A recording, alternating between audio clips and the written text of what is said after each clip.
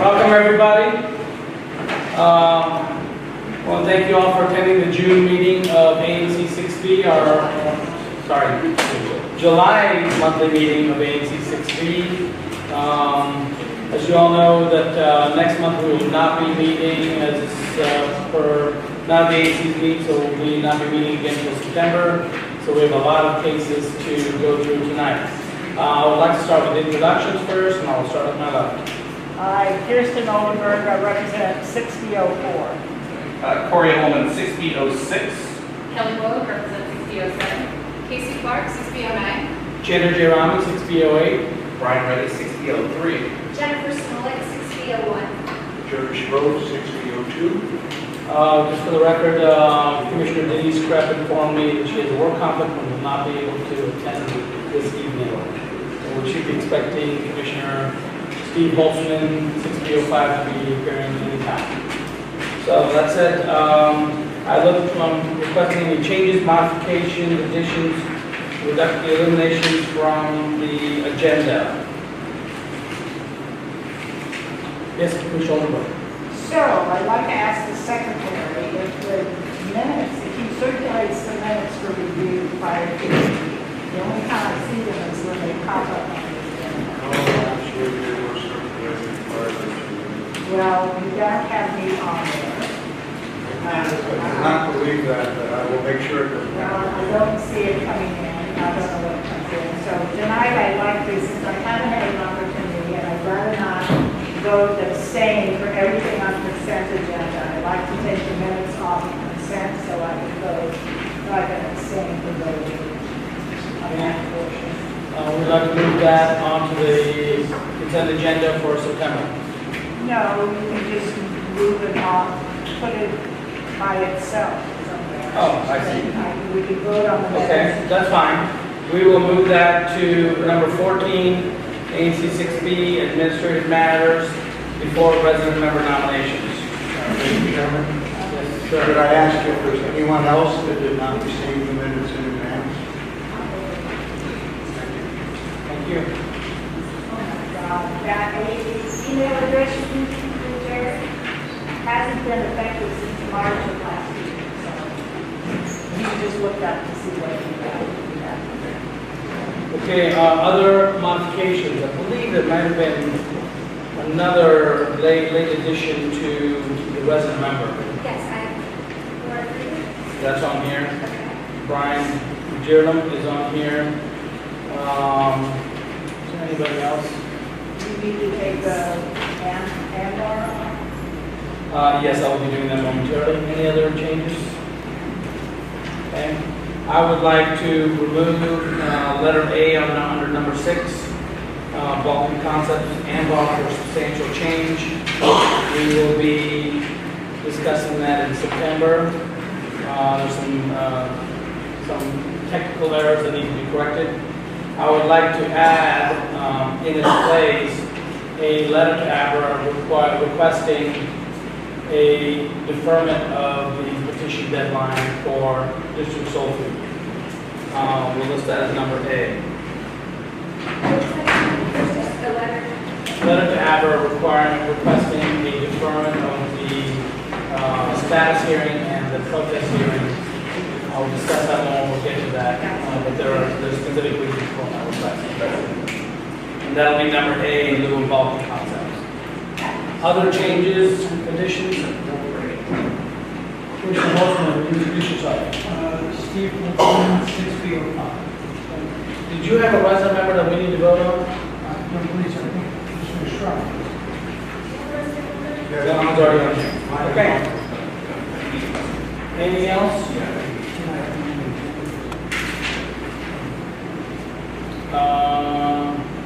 Actually, I do have one more, and that is under ANC 6 put on other concerns. I'd like to add the resolution on the 5G small cell under number 15. Commissioner Wold. I'd like to remove any letter associated with item C2, public space permit application 332563. My copy. So you'd like to remove that off consent? Actually, just remove it altogether. Okay, we will remove it off consent. Which number was that? C2.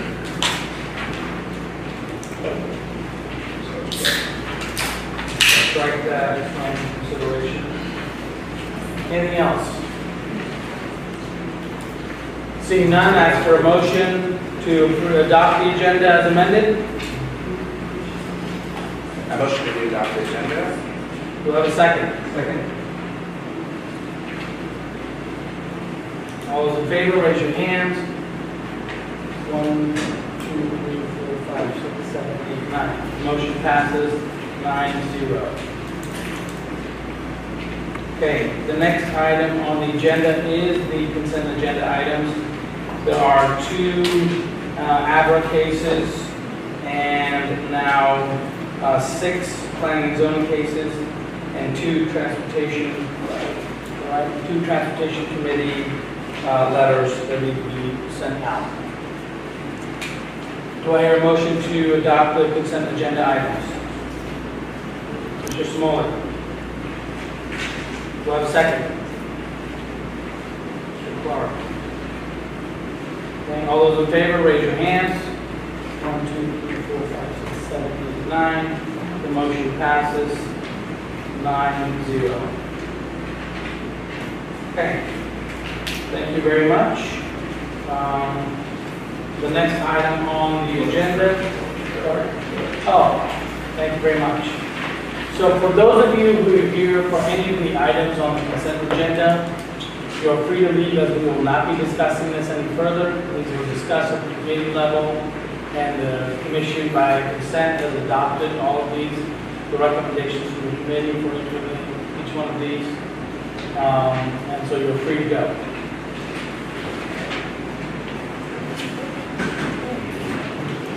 The next item on the agenda is presentations. We're pleased to have tonight the Ward 6 school board member for on the DC State Board of Education, Ms. Jessica Sutter, who will be speaking tonight, and then we'll go to give 5 to 7 minutes for Jessica to speak, and then we'll turn it over for questions either from the commission or from the audience. Great, where you want me?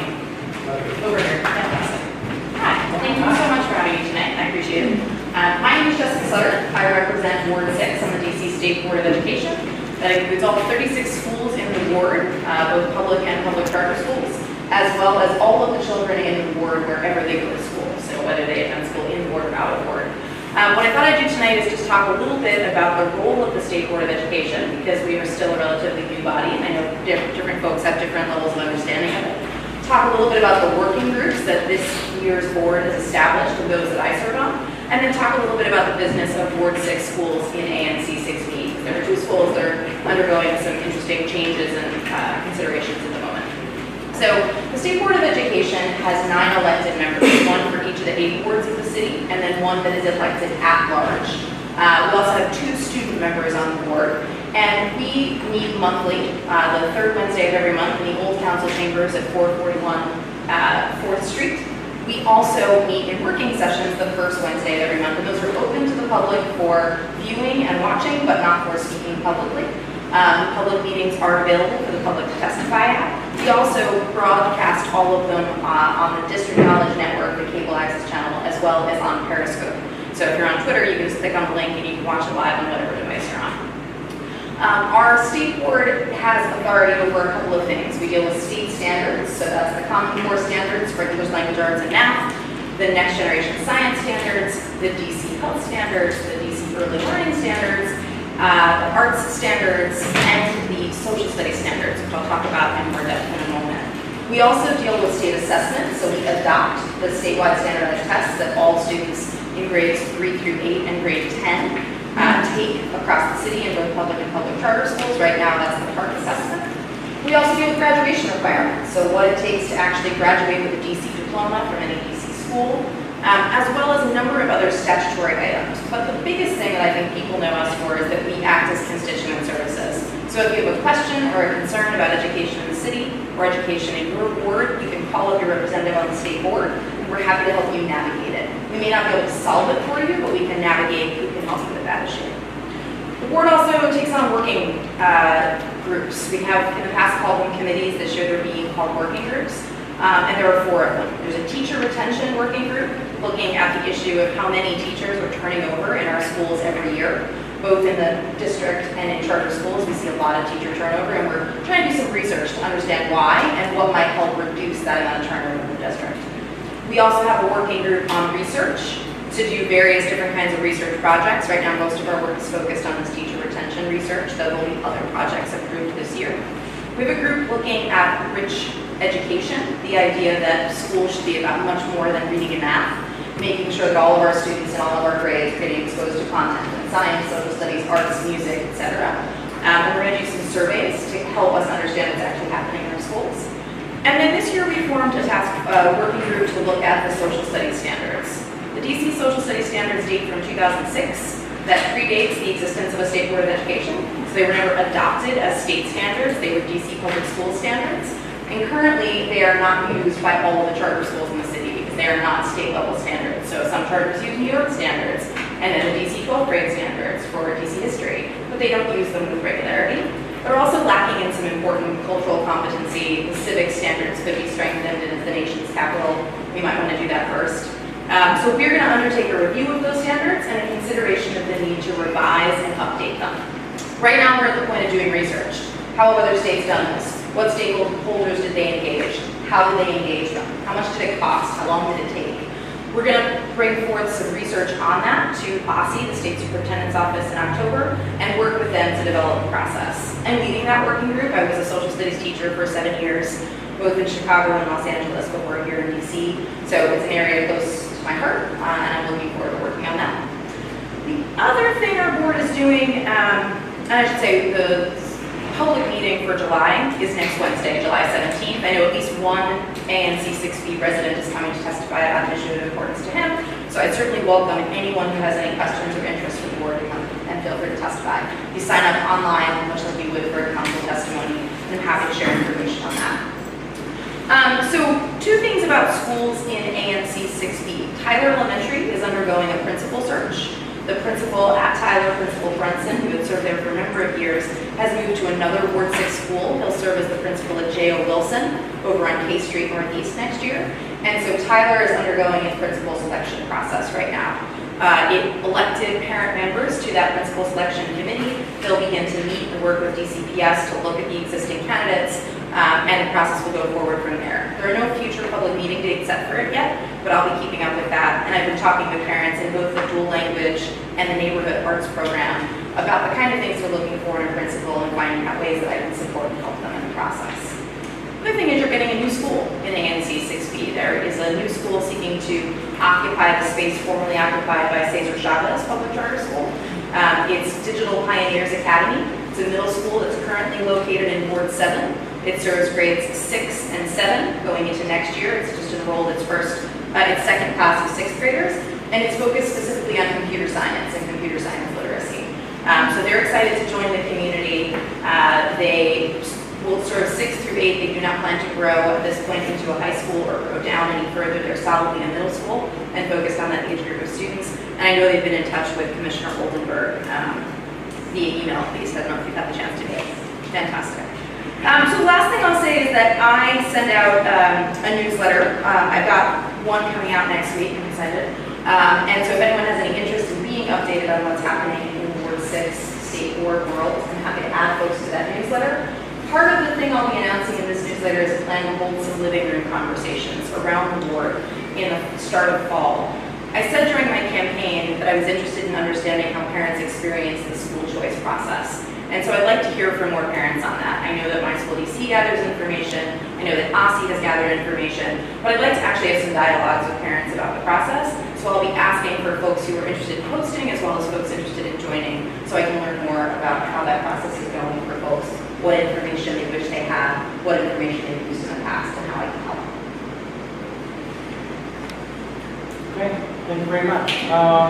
Let me see if there's any questions from the audience. Any questions from the audience? Okay, good. Commissioner? Hi, Jessica. So just this morning, I spent 4 hours in the Tyler community panel for principals. Fantastic. And So there's- you got more information Yes, than I there are do. two very strong, very different candidates, and I think Okay. school would be happy with either, or I would be happy with either. Anyway, so during the election, I know it's not really an SPOE thing, but there's issues with FOIA and everything. Can you talk if there's any status, any legislation changes or legal changes of the status of FOIA related to charters, or if there's any pending legislation for that, or any sort of movement in that direction? Yeah, sure. So just for everyone having equal information on what Commissioner Holman's talking about, there is a bill before the legislature right now, before the DC Council, that was proposed by Councilmember Allen and signed on to, I don't remember if it's 5 or 6 council members who signed on to it, called the Charter School Transparency Act. Right now, public charter schools in DC are not subject to the Freedom of Information Act in the way that DC government agencies are. Part of the reason for that is that they aren't government agencies. They're nonprofit corporations that act as public school entities. So they're required to serve all the same students that DC public schools are required to serve. They're required to follow all the same federal laws and guidance with respect to non-discrimination, but they do not act as government agencies. They're not subject to FOIA. They are also not subject to the Open Meetings Act. So they have nonprofit boards of directors who act as the governing body for the school. These are not folks who make decisions about things like curriculum and school schedules, but they are folks who do appoint, hire and fire the executive director of the charter school, as well as vote on the budget for all of the charter schools. And right now, those meetings are not required to be open to the public. Some of them are, some of them aren't, but by law, they're not required to be. So Charles Allen's bill requires, among other things, those two things to become true for public charter schools. There's been a lot of discussion and debate in the city over sort of 3 pieces of concern, I think. One is the cost of FOIA. When people make FOIA requests, and anybody, any civilian can make a FOIA request, they can often require hundreds of thousands of emails to be sorted through.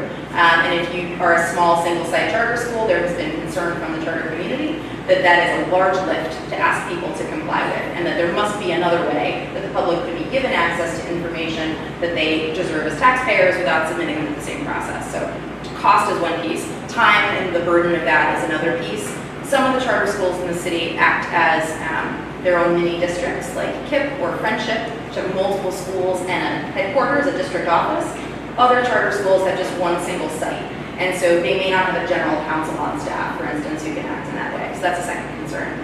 I think the third concern is from the public, who may feel like the current transparency that PCSE gives is not enough. And so those folks who feel like what is available to the public, meeting minutes, budgets, various other pieces of information, annual reports that they are submitted, average teacher salaries are not enough. And so there's public concern and desire for more information. What I know about the bill is that it's got a hearing on October the 2nd. A lot of folks testified last month on June 26th at a hearing about 2 other bills on budget transparency, and they spoke largely in favor of Charles Allen's bill on FOIA.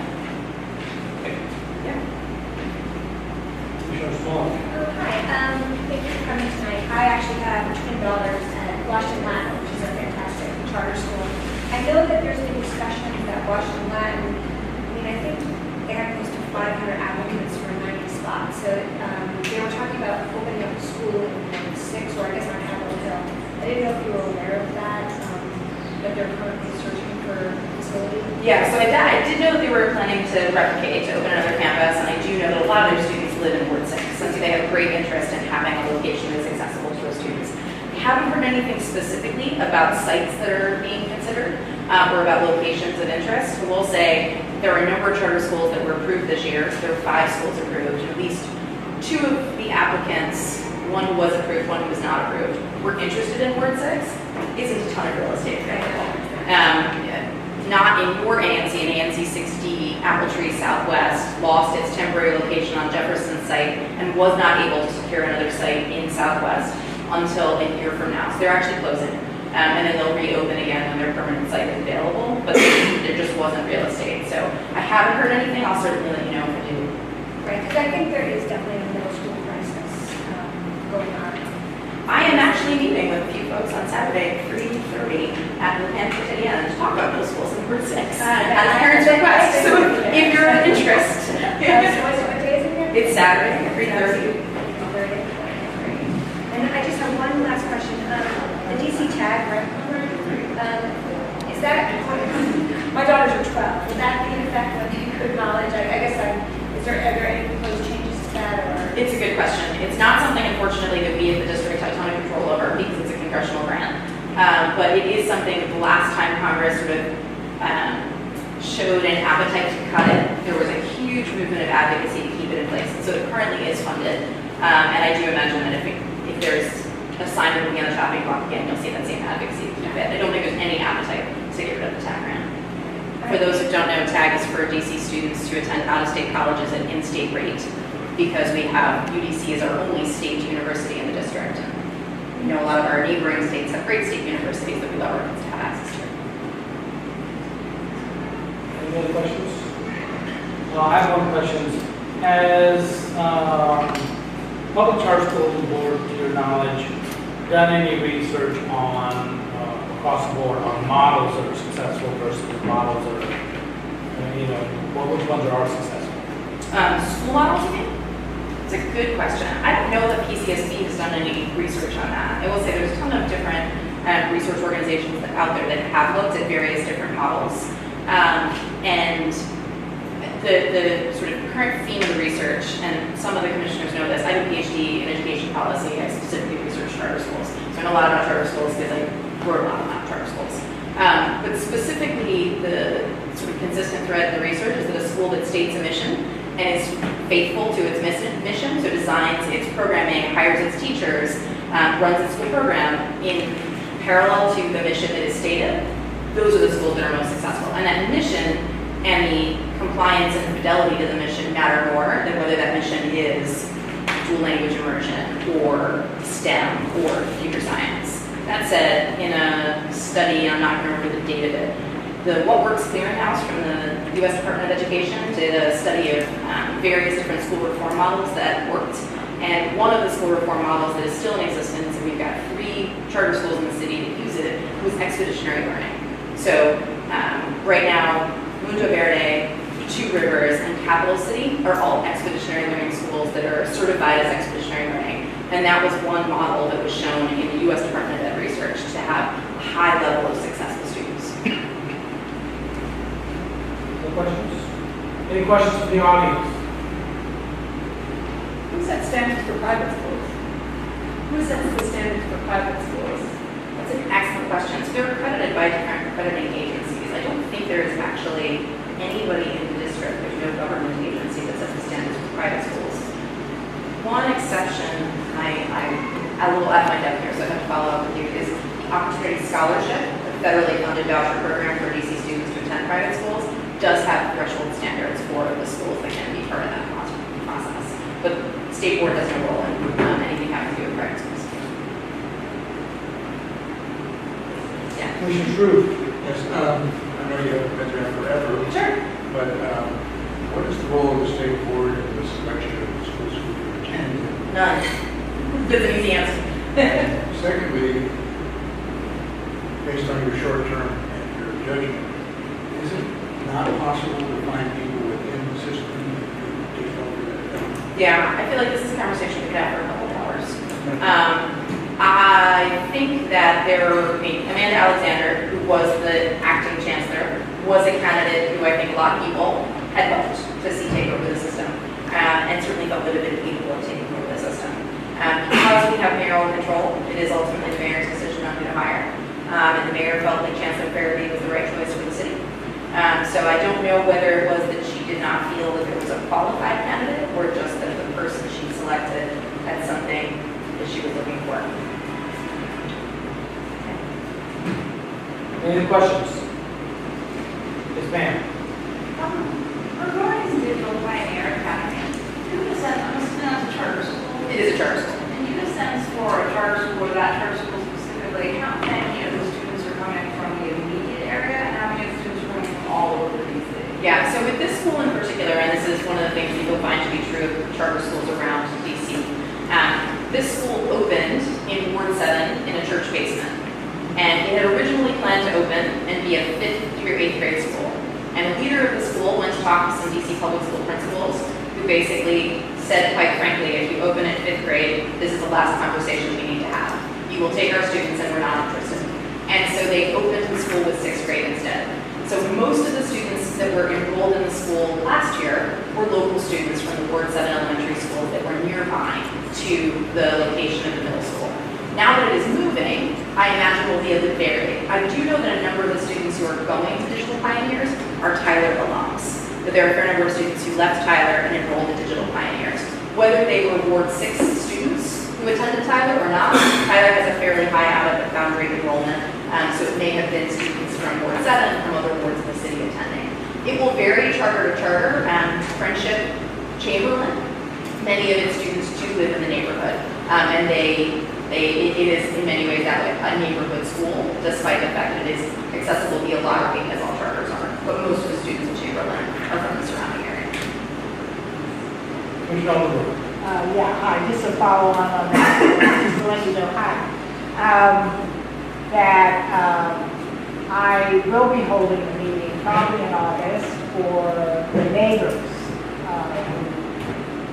The neighbors of Caesar and will be the neighbors of the new school. So if anybody's interested, let me know. So I'm just having on meeting, probably in August when they get more organized in terms of the meeting. Great. Wonderful. Thank you so much. Yeah, thank you so much for having me and for your questions. I'll see you Saturday. Yeah, we'll be able to handle something else. The next item on the agenda is community and commission announcements to speak out. This is the opportunity for anyone in the audience to speak for 2 minutes,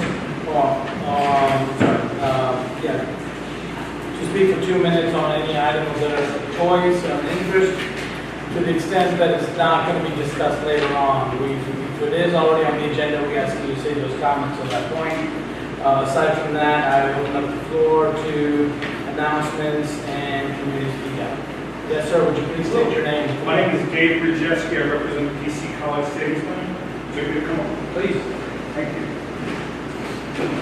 Good evening, everyone. My name is Dave Brzezinski. I represent the DC College Savings Plan. I'm not sure how many of you might have heard of it, but it's known as a 529, based on IRS Code 529, which allows folks to save for college or vocational or trade school expenses, and now K-12 private school tuition for themselves, their families, friends, etc.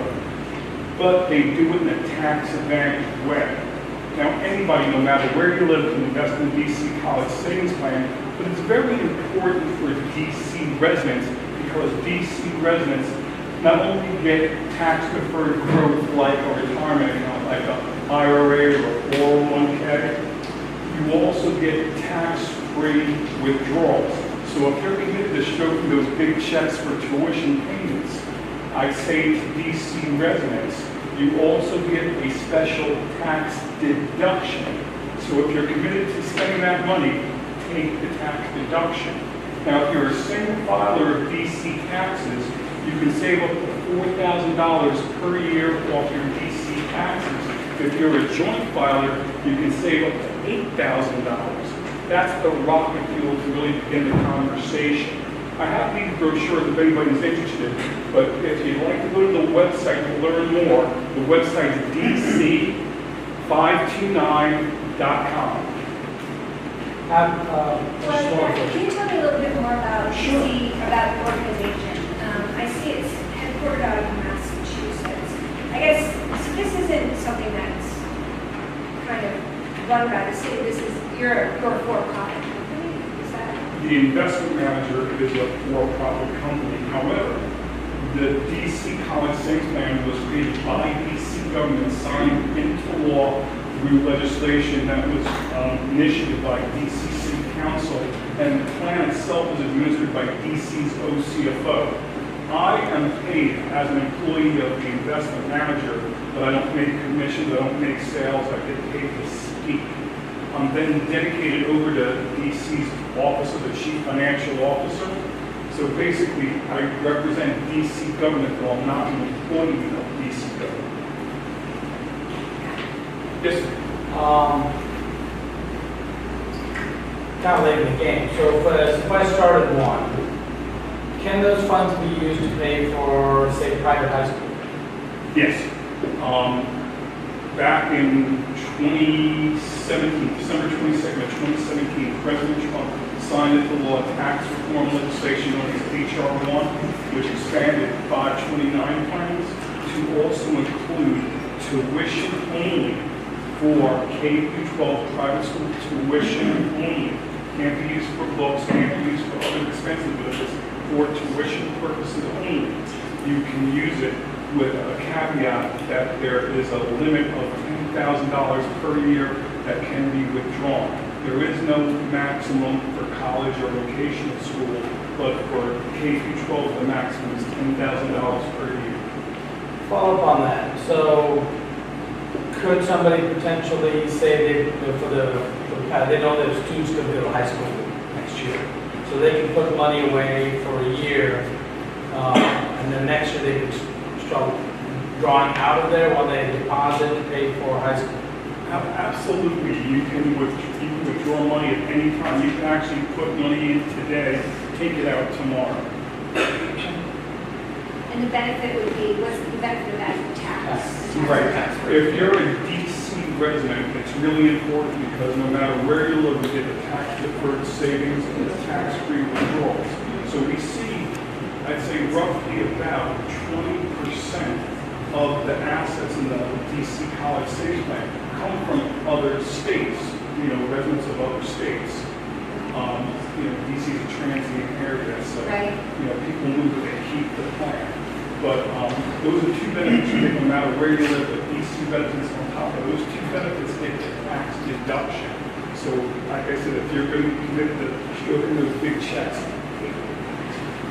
So how big is the DC college plan? it's over $6 billion. And how many people participate in the field roughly? I don't know off the top of my head. I'm going to say it's over 25,000. I can get you a better number than that. Any other questions from the audience? If anybody would like a brochure, I have some, so no worries. But thank you very much for your time this evening. I appreciate it. Okay, any other who wish to speak out? Yes, Ms. Blanchard.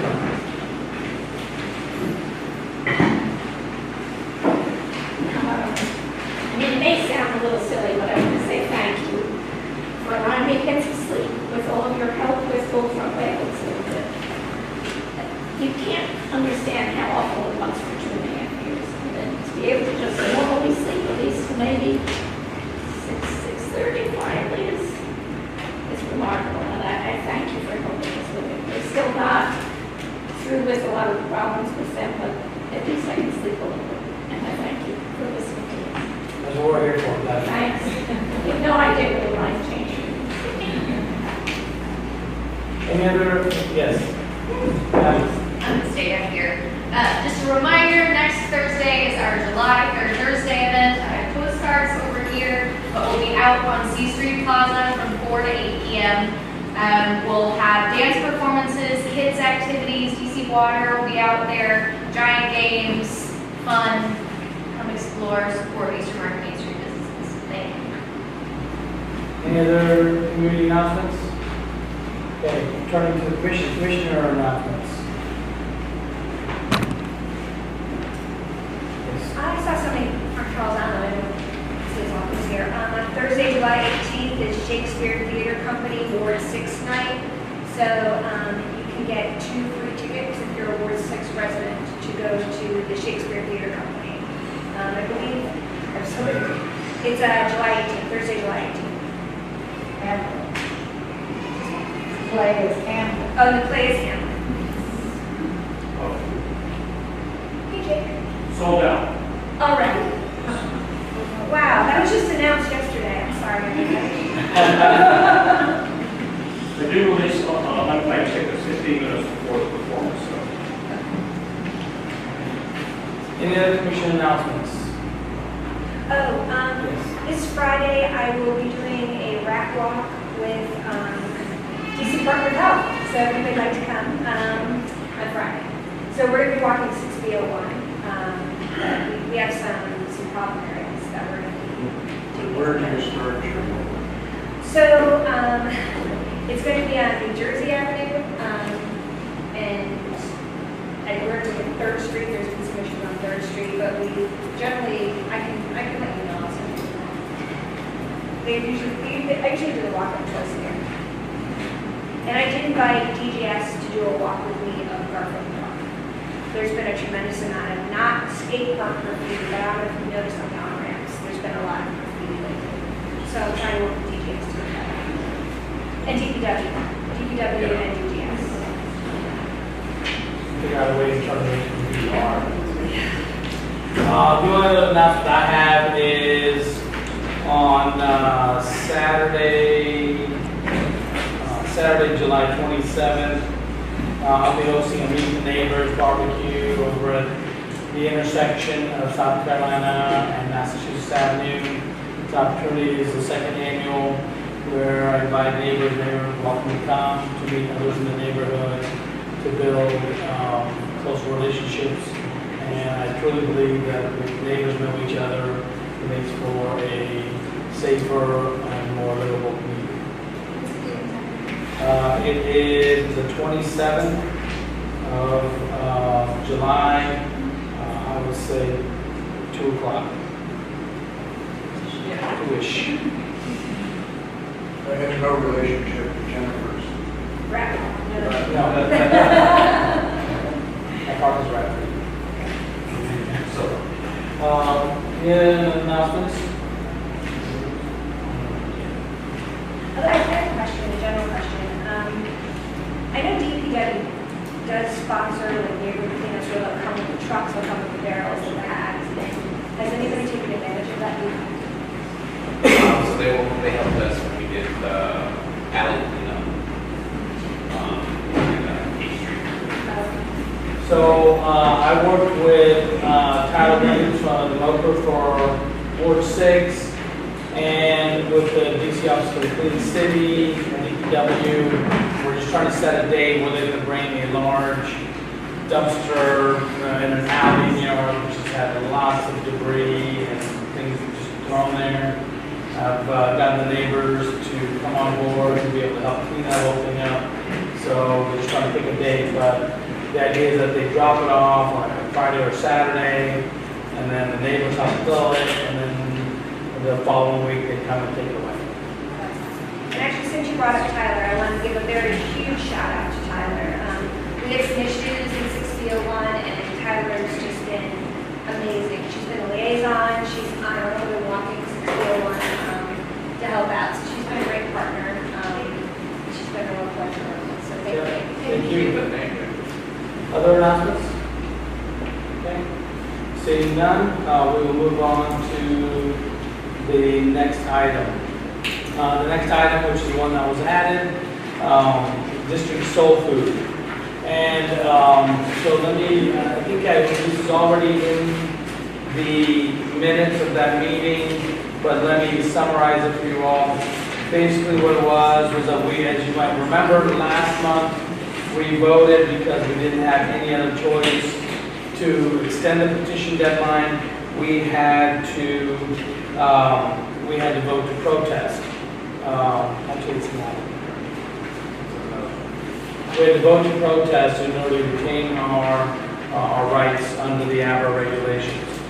So the applicant and I met at ABRA on July 1st to schedule mediation, and ABRA presented us with the status hearing date and the protest hearing date. The only date that both the applicant and I, as a designee for ANC could attend the mediation was not until August 21st. But the status hearing date is August the 7th, which is kind of opposite. Usually you have mediation, then you go before the board and provide a status hearing, and if you can't work it out, then you go to the protest hearing. So what I'm asking for is support from the commission to submit a letter to ABRA requesting that the status hearing and the protest date be moved to a point after the mediation date of August 21st. So that was really looking at towards the end of September. Specifically, I would look for some date like September 25th or later for the,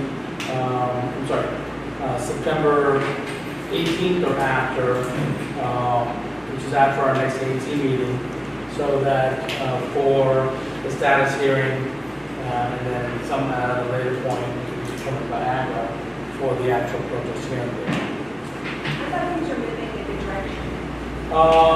They were, we've had a little hiccups, so, which is something I need to notify everybody.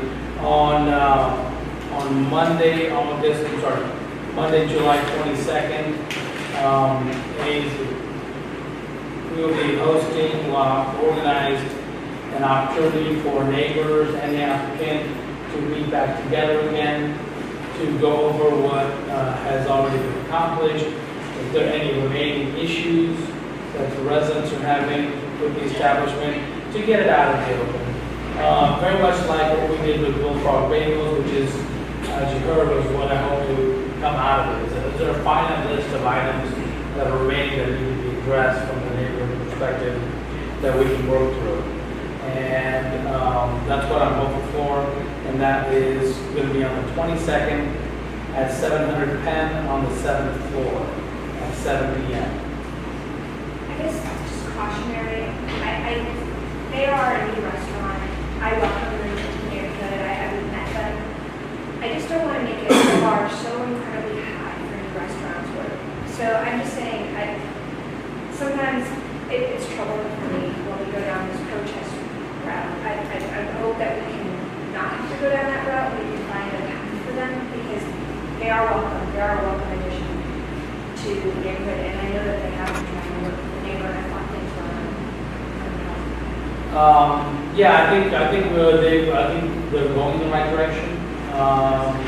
That's what I concur with your sentiments, and I think that's the aim of all this, is to hold another community meeting with the neighbors on the 22nd, and the hope is that by the time mediation comes around, we'll be able to say to the AGRA mediator that we've been able to resolve the outstanding items and remaining issues. That's the hope, because I think that's in the best interest of everybody, is to not end up in a big melee or fight with our feelings. And I think that's part of the role of the ANC, is to mediate when there are disagreements. And has Martin taken enough of the Other comments? Okay. All right, so the motion is to vote to support a letter to ABRA requesting that ABRA schedule the status hearing and the protest hearing to fall on or after September the 11th. Do I have a second?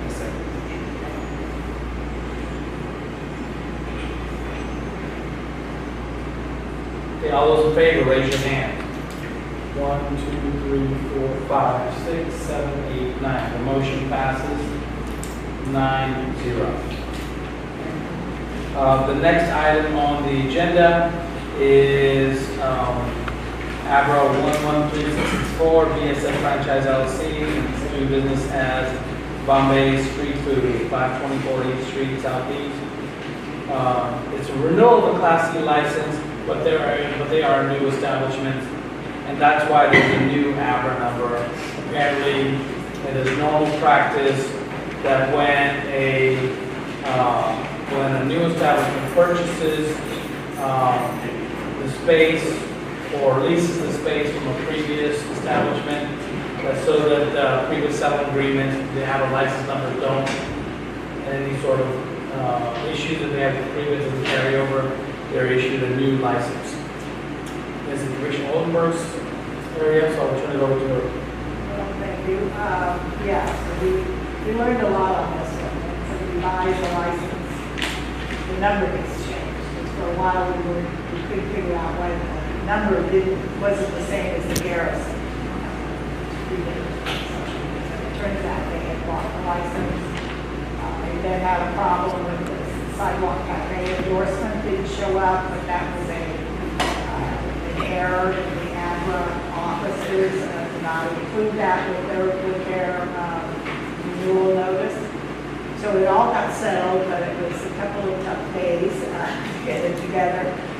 We have today a signed settlement agreement with the owner, Mr. Sheikh, Assad Sheikh, and we have that on file, so we can now. I'd like to make a motion to support the renewal of the license with the settlement agreement. That's all we can do in this case, right? That's it, yeah, with the settlement agreement. Do I have a second? Second.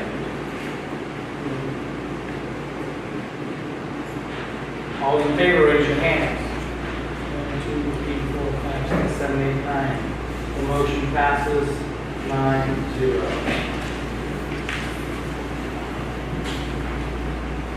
And I'd just like to thank Commissioner Leo Rahman for all his help on this. It's a lot of back and forth, so thanks very much. Glad to help. Okay, I would like to dispense with, as the chair of the ABC committee, I would like to dispense with the reading of the ABC committee report to the packets.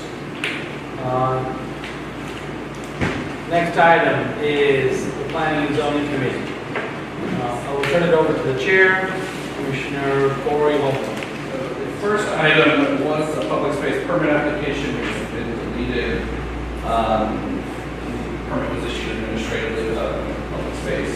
It's sort of devolved into a different issue with the way DDOT is handling the permitting process. I'll turn it over to Commissioner Holcomb. Well, basically, there's a DGS was doing the project on Eastern Market Plaza Park. Requested a permit in June for preparing a temporary playground on the park between 8th and 9th North of Pennsylvania. On June 13th, the ANC reviewer, the packet to them was put in the mail, and they didn't get it for a couple of days after that, obviously.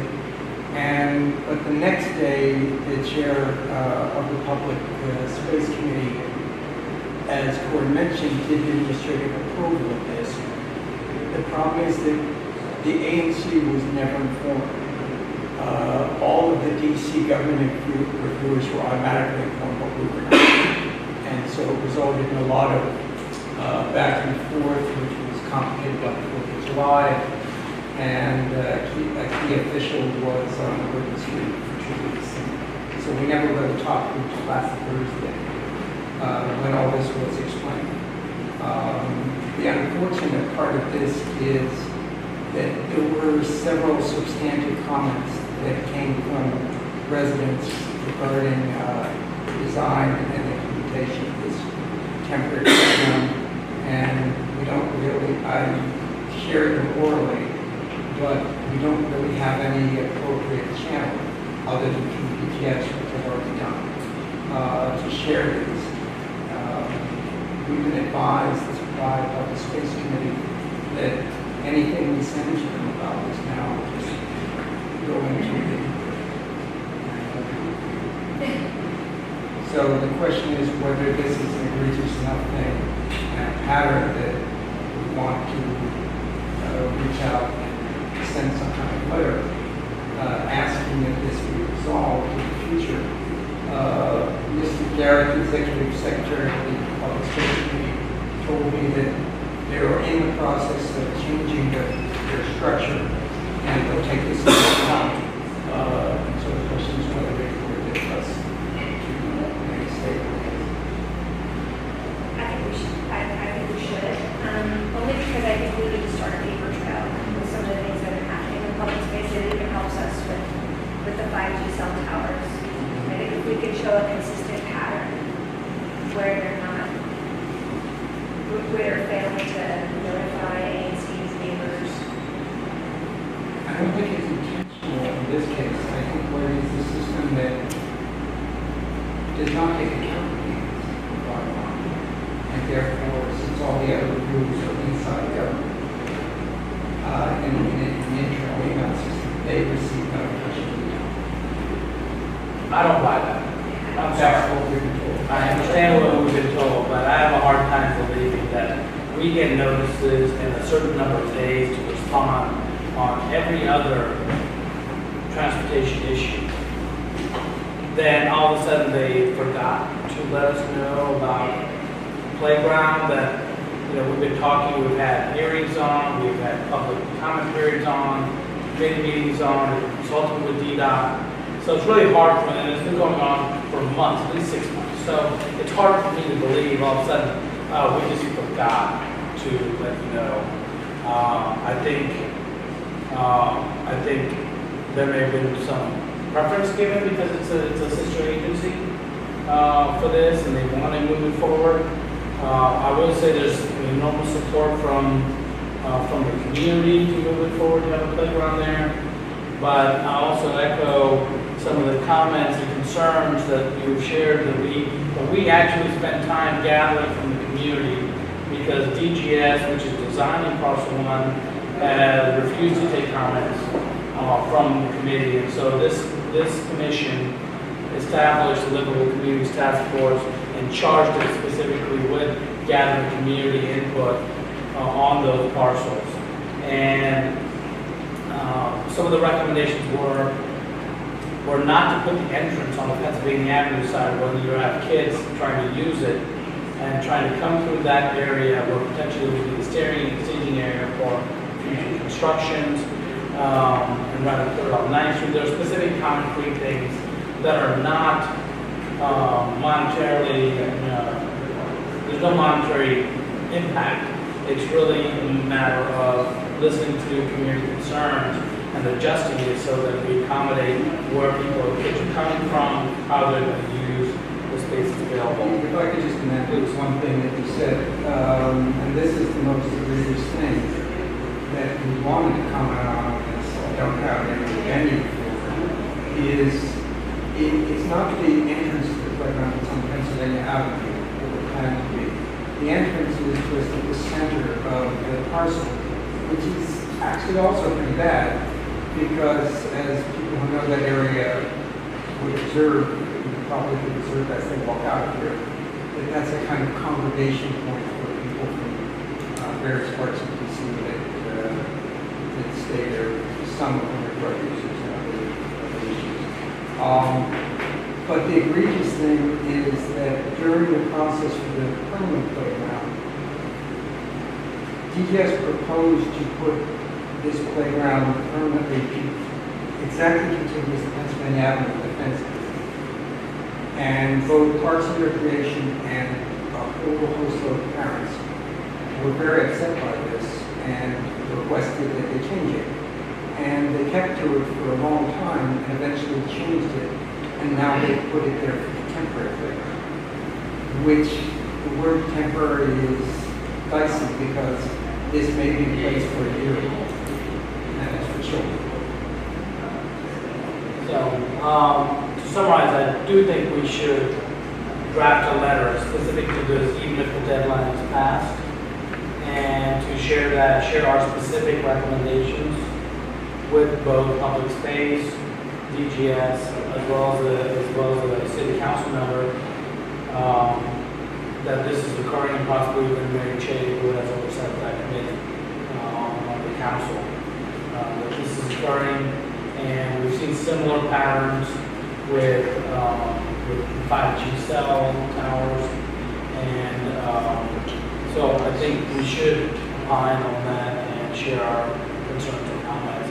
And like Jennifer said, to the paper trail, but also set a precedent that that's not. Are there other examples we should include this or such as Perhaps. Here's the comment. Here's the comment. I'm going to say I'm a bit confused at this point. There's been a lot of stuff floating around here, and I'm not really sure. I understand the problem is, as well as I had understood, the problem is that while these public space applications have been set, and we all got notice of them, that they pulled them back because it turns out that they don't need, they say, whoever says, that they do not, government to government, they don't have to apply, right? Okay, so that's the basic issue here, is that there's something within the, either an agreement or whatever that says that they don't have to do this, and it was done by the consultants in their office, so pulling it back. But I've heard all through, I'd like to keep it really clean. If we're going to write a letter, I think we need to be really specific. That you got this, if you don't understand, you got this agreement somehow within the DC government. But yet these are critical issues that affect the community, and we need to be able to discuss them with the people who live in our constituents and with the DC government. So you need to find another process. That's what we're asking. 5G issues are separate, totally separate. They have nothing to do with that particular issue. So I think we need to keep it sort of straightforward and clean on this. Commissioner Holman. I was gonna say that, and just to reiterate, we're not focusing on the top issues, which are obvious, like we didn't get notice till for Kirsten's, the kiosk, so we just happened to want the kiosk, that's the information kiosk on 8th Street. I mean, things like that happen for tops that we just don't get. With Holder's area, and we had issues with that permit company. Oh, yeah, so there's other issues on timeliness. So those are sort of different, but we can wrap those in separately. Yeah. You know, not, deliberate issues that not important. Other comments?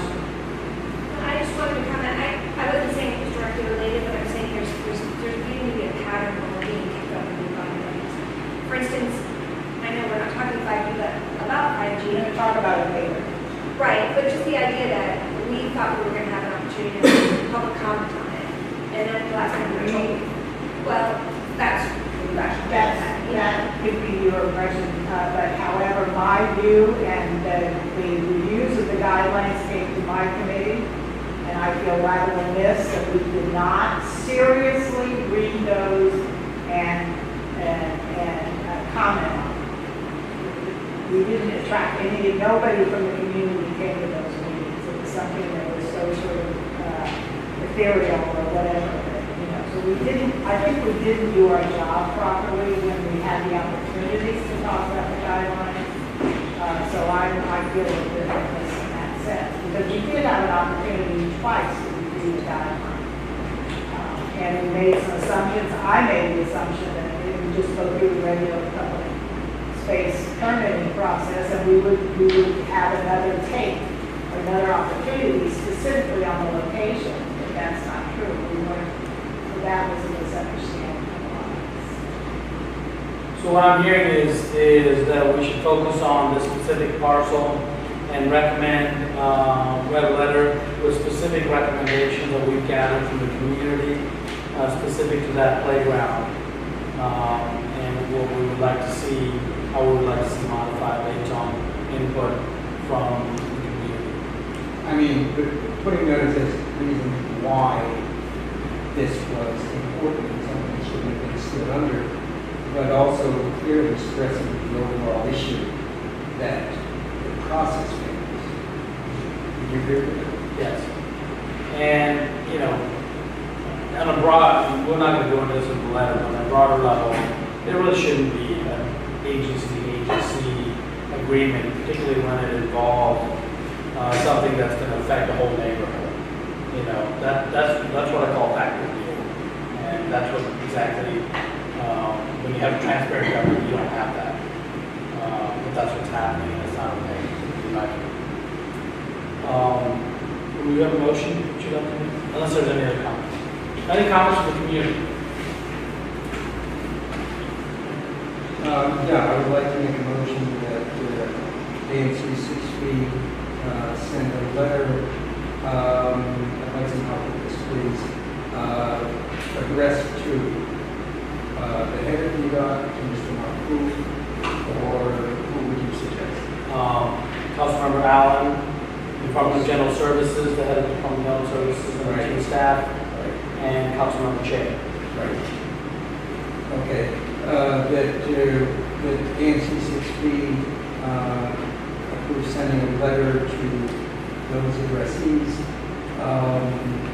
detailing briefly what happened in this case, what our substantive objections were, or concerns, shall we say, were, and to highlight the importance of the gap, and then to bring out the broader issues of how the system goes in the community in this case, and stressing that this be looked at seriously, institutionally, and see how interaction with the ANC can be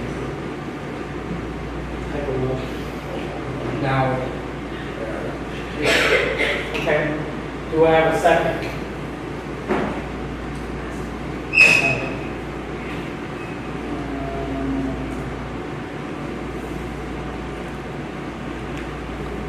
Okay, a motion made and seconded. Do I have any comments? Any comments from the audience? Seeing none, I ask for a vote on the motion. All those in favor, raise your hands. 1, 2, 3, 4, 5, 6, 7, 8, 9. The motion passes 9-0. I will request Commissioner Holtzman to work with Bowman and other commissioners to draft a letter. Okay, next item. So this is, I'm circulating a letter next time, regarding a potential idea to close East Capitol Street between 6 and 11 on Halloween. I don't mean to speak for Commissioner Holtzman or anyone else, but this idea sort of doesn't come up sort of through various other ANCs, and I sort of was carrying the water for 6 feet. We, at the committee, decided to send a letter to the Mayor's Special Events Task Force asking for specific feasibility possibilities and then with specific items part of that. In the last week, there was Wednesday after the meeting saying that this really is not a job for the Special Events Task Force. It's really just sort of an NPD on the ground sort of thing. Or could be through a Special Events Task Force, but that's sort of much more expensive. Given that, I think some of the other commissioners have circulated, circulated some questions from Commander Kane, and I know Steve talked to Captain Pulliam about some specific issues. Do you want to talk to Steve? Or you? no, go ahead. So, given that, we sort of worked together today to sort of put this together, which the letter circulated, which is a letter detailing specific questions about the feasibility, while also mentioning that we are not in support of this, we are not in opposition to this. This is really a fact-finding letter. It's also setting ground rules, I think publicly, not necessarily key issues, but sort of setting sort of the standards that I think some of the commissioners want to see before they support it as well. Even though it's in the letter to Commander King, I think that's important to put publicly out there. Would you please share for the benefit of the audience the 3 conditions that you listed here? So the letter briefly goes over some history of the idea and history of East Capitol Street. The letter says in this regard, ANC is clear that we only support such an option if 3 conditions are met. It's desired by a majority of the residents living on East Capitol, as well as the contiguous unit blocks on East and West. I assume it was a community street as well. Just surrounding. The standard for the mayor's task force is 300 feet. So that would be one. Okay. So the unit blocks on H Street on either side. The logistical arrangements necessary to achieve the successful temporary closure are viable both financially and sort of safety-wise. And the closure does not result in unintended consequences and complicating the situation unduly on streets surrounding East Capitol. So that's sort of a general overview. Then we go on further to specifically ask 5 questions. Whether it be feasible and would have a significant public benefit to safety, and if they would support the actions of other agencies, we would need somebody would have to come and, Wamano would have to reroute, things like that. Do do you believe on net it would increase pedestrian safety? I mean, if they can come up with an idea, if they say no, they don't think this actually would because of closing streets and surrounding things, I think we would defer on that one. What do you anticipate the likely impacts to be on such a closure and surrounding streets? It's sort of the same question. Would it be possible, given current resources, that such a closure would likely require use of overtime, as well as vehicles to block the street? And would the temporary closure require the removal of private automobiles in that block? So we're looking at marathons, as of a couple years ago, they have to go. Block parties, they have to go, move around next to their own neighbors. But how would this work? And this sort of NPD-led idea.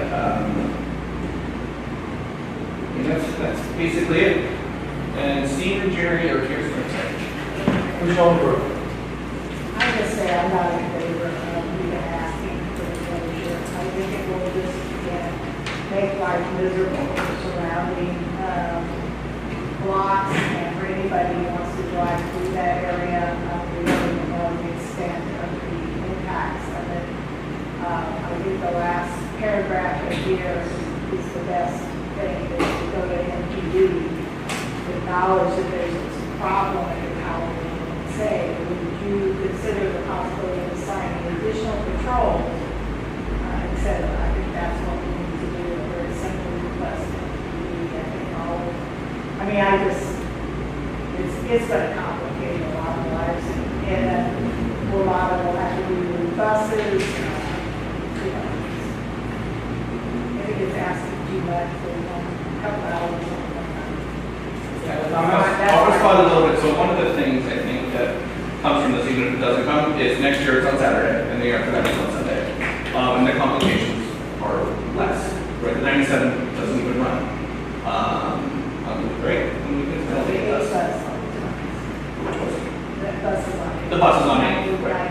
And that's sort of also one of the discussions too, is whether 8 to 11, 6 to 11. Because if 8 were open, it wouldn't affect bus traffic at all. Well, you're coming up with all. That's my view, so. For my village. We also got notified by some people living in that street that they're not supportive of it. Yeah. So, right, that number 1 is kind of moot at this point. But Steve. Well, I mean, the responses that I get back now at about 40, but that's about 35. It's not just from his capital, in fact, that's the less. I got very few responses back from his capital, actually. But the surrounding blocks are quite a lot. And it's just not beautiful. There's a slight majority out of those that really want this. And a very significant minority that don't. And it's a complicated issue, which I think was initially proposed in a simplistic way. Commissioner Sloan. So I think I'm going to call myself an expert on this because I have 12-year-old twins, and we have been to East Capitol Street for the last 12 years. I mean, since they were babies. It's dangerous on Halloween night in cars. I mean, it's made people just stop wherever they want to stop. People jump out. I think you're being modest when you say the amount of people that flock to that street. I mean, I wouldn't put that in there, but I don't know if you've been there. It's like thousands of people. People come in from all over onto that street. And I do think there's an overriding interest for the safety of the children on that night. And God forbid anything ever happened on that street and we didn't take action or didn't support something like this, I would like to think that any slight inconvenience that the children's safety is way more important on that road right now. I mean, it's a dangerous situation on Halloween night. It's a fun night. People like to go out, but I mean, the crowds just keep getting bigger year after year. I would be in full support. I think I'm just personally, I guess I'd be interested in what he says, but just like that traffic's gonna go somewhere. Like, some people are coming from out of town, so they don't get like notices that this is gonna be closed down, so they're still driving in. And so they're gonna go somewhere else where there's children to go. No, one thing that we did for the marathon, we did put the big signage, letting people know beforehand about some of the closures. Maybe that's something that we can be implemented.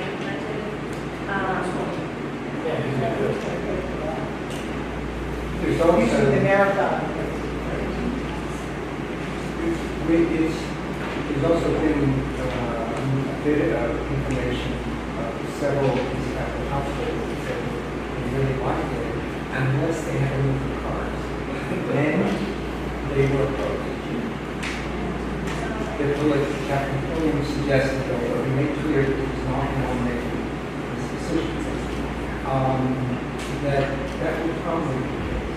I don't know what people have to do. I don't think they have to do the cars. I think the street closes at, trick or treaters start going on at 5, the street closes at maybe after, well, it's Saturday, so we're not going to. Well, no, this year's on Thursday. Oh, this year's on Thursday, okay, so. This is why we're asking the question. Mr. Truman, one of the issues that concerns me is that there is no sponsor. What happened at Easter Market on Halloween has a sponsor. And these are just people here. And I'm not sure who's in, well, there's no one in charge. And it seems like it's awkward for us to become involved in supporting something that has no head. We're elected officials, we're representing the community and the city at large. If we can't do it, I understand, Easter Market Main Streets or whoever runs Halloween has money behind them. I understand Capitol Classic has, or not, no, that's fine, but the Marathon has lots of money behind it. But if this is purely a community event on a residential street, you're not going to find a commercial sponsor for that. I wasn't suggesting a commercial sponsor. I was suggesting someone who's in charge. Are you suggesting the ANC sponsor? I think the Folgers on that. We tried to get them to come and get the bookmarks, but they don't want to go as far as Third Street. We're ready to do it. All right, Commissioner Ready. So since it does span multiple ANCs, and I know we have a lot of task forces, because we talk about possibly doing a finite task force essentially.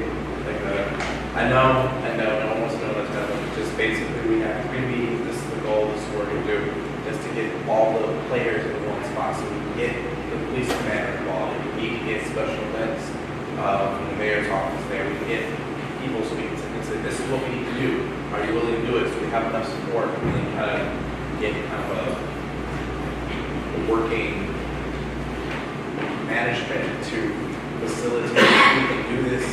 And if we are going to do it, who's going to kind of be an ANC force or something else to grease the wheels and make sure it happens in a smooth manner? I don't know. Just throwing that out.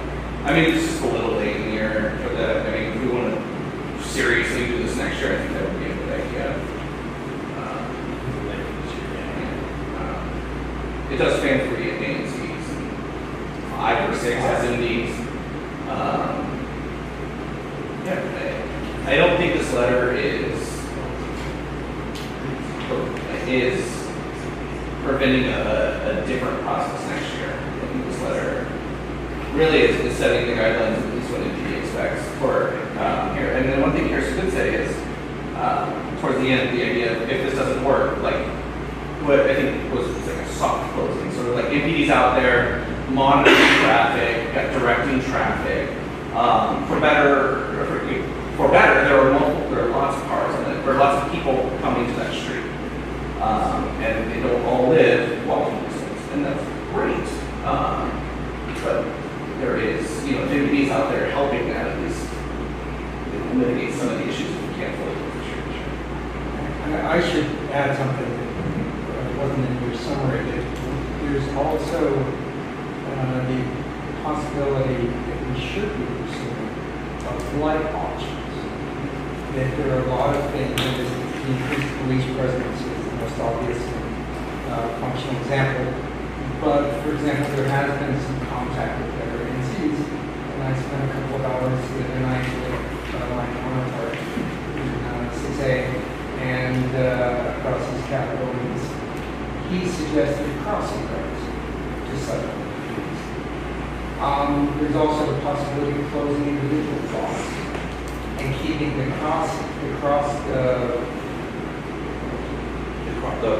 arteries open. the arteries, thank you.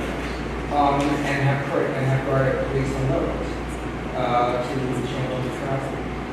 Those aren't the overall universal ideas. That's my argument. My feeling is that we should be establishing the capacity to look at those over time, but not for this whole. Unless they come up quickly and very easily. Comments from the community? Yes, where did this idea come from? Are people that live on East Capitol Street in favor of this? Did anyone really check with them, or are they against it? It's wonderful for everybody that lives somewhere else to come to that street, and it's gotten out of hand. At least that's what I hear from people living around there. So where did this idea come from? Who was in favor of it? Well, Steve spoke to the individual households in East Capitol, Jerry's. and Jerry's. That's not working. No, of course not. I'm not going to throw anybody under the bus. The individual commissioner, various commissioners, mostly in 6A, had thought this was a good idea. They don't live on East Capitol, but they are, residents of the community and representing the interests of the city and their constituents. And yes, you are right, not having a full-throated sponsor that lives on the 800 block of East Capitol is probably intriguing this process a little bit, but it's something that I think the ANC should at least, even if it doesn't go anywhere, should at least put a marker down that we support the safety of children and we won't let car storage take primacy over the safety of children. That's the other part of my question. Is it because it's gotten out of hand somewhat with the masses of people coming on that street, that the people in that area want some security? Or is it being done because they want it to be a bigger group coming in and more control? I think it's part of it, so it's out of control. Who wasn't a little fearful. People crossing the street. I think it's just become a tradition, so, we can't control how big it's going to be from year to year. But underlying all that is as Jennifer said, is something that's been also my own experience where you really have to watch the kids, not only because there's so many people, but then also now you add vehicles to that melee, and it just, it's troubling about what could happen if the kid kind of goes past somebody else and also decides to run across the street. And I think that's the real concern. But I see your point about making sure that at least vast majority of those on the Capitol are amenable to this. And that's in the letter. Yes. Yes, ma'am. What is the time frame they're seeking to evaluate? That probably I was going to write that in pencil in the letter, but I mean, whenever it indicates it's reasonable, 5 to 9, 5 to 10. Because I would think if you want to get any information about how it impacts traffic or whatever, then you need to ask me that specific question first. And this was an issue raised by some residents during the consultation I did. Why are you asking us when we don't know the details? And there's a chicken and egg thing here because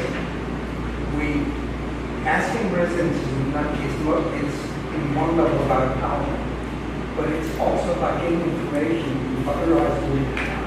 Yeah, no.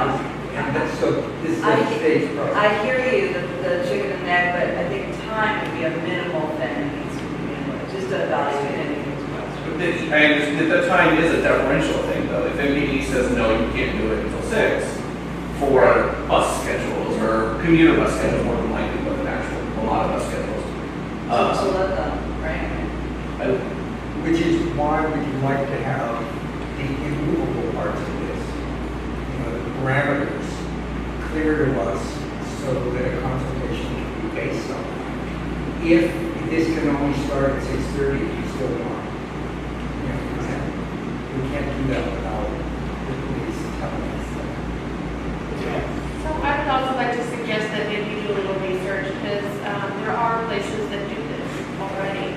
And I lived for 20 years in Southern Northern California, and the town of Saratoga closes down 4 square blocks. It is wonderful. Everybody loves it. They come from all over. People that live in the houses sit on their front porches with a glass of wine, and if they don't have to open and close their door 5 million times. It's a great, great event, and everybody loves it. So I just think that call the police there, see what they have to say, see how they manage it. It's not an area unlike the East Capitol area. I used to live on East Capitol Street. I lived there for 3 years, and I miss it. I miss it. Other comments from the community? Comments from the commissioners? I mean, we limit traffic for baseball games, you know, this is one night a year that we're trying to protect children.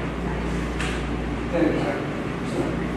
No, I do have a comment, is just to underline the fact that into this a little bit, it sounds like a straightforward single action idea, but it has all these consequences that ripple around it.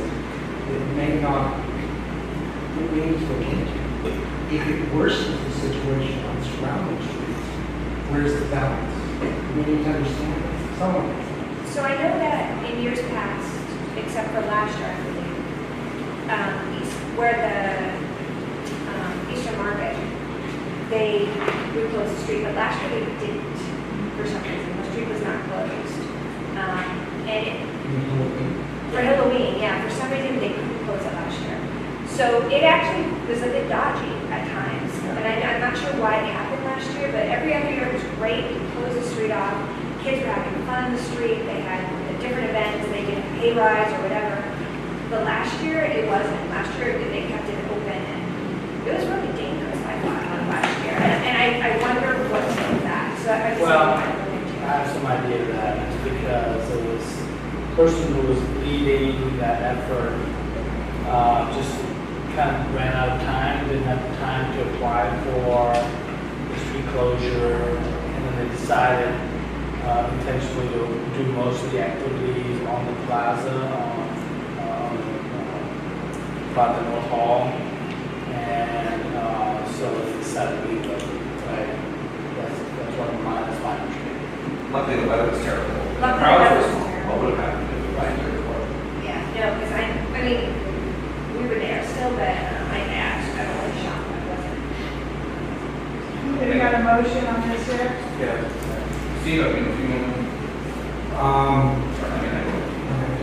So I want to will send this letter to PD with one addition, requesting the times that it could be possible. I don't think that's in the list.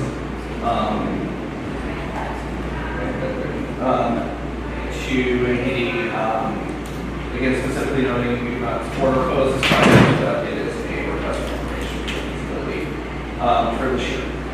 Second.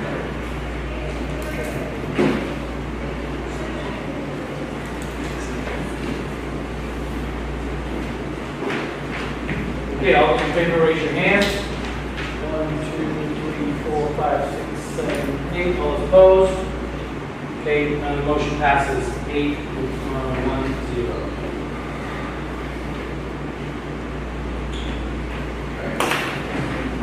Next item.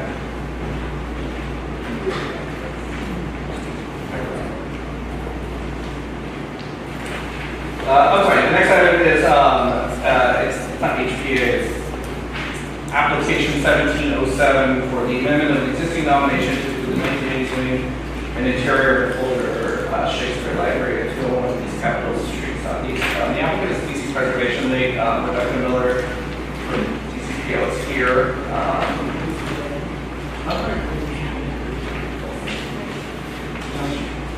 Ms. Miller, are you going to use the projector or? I can just do it like this. Okay, that's fine. Let's do it.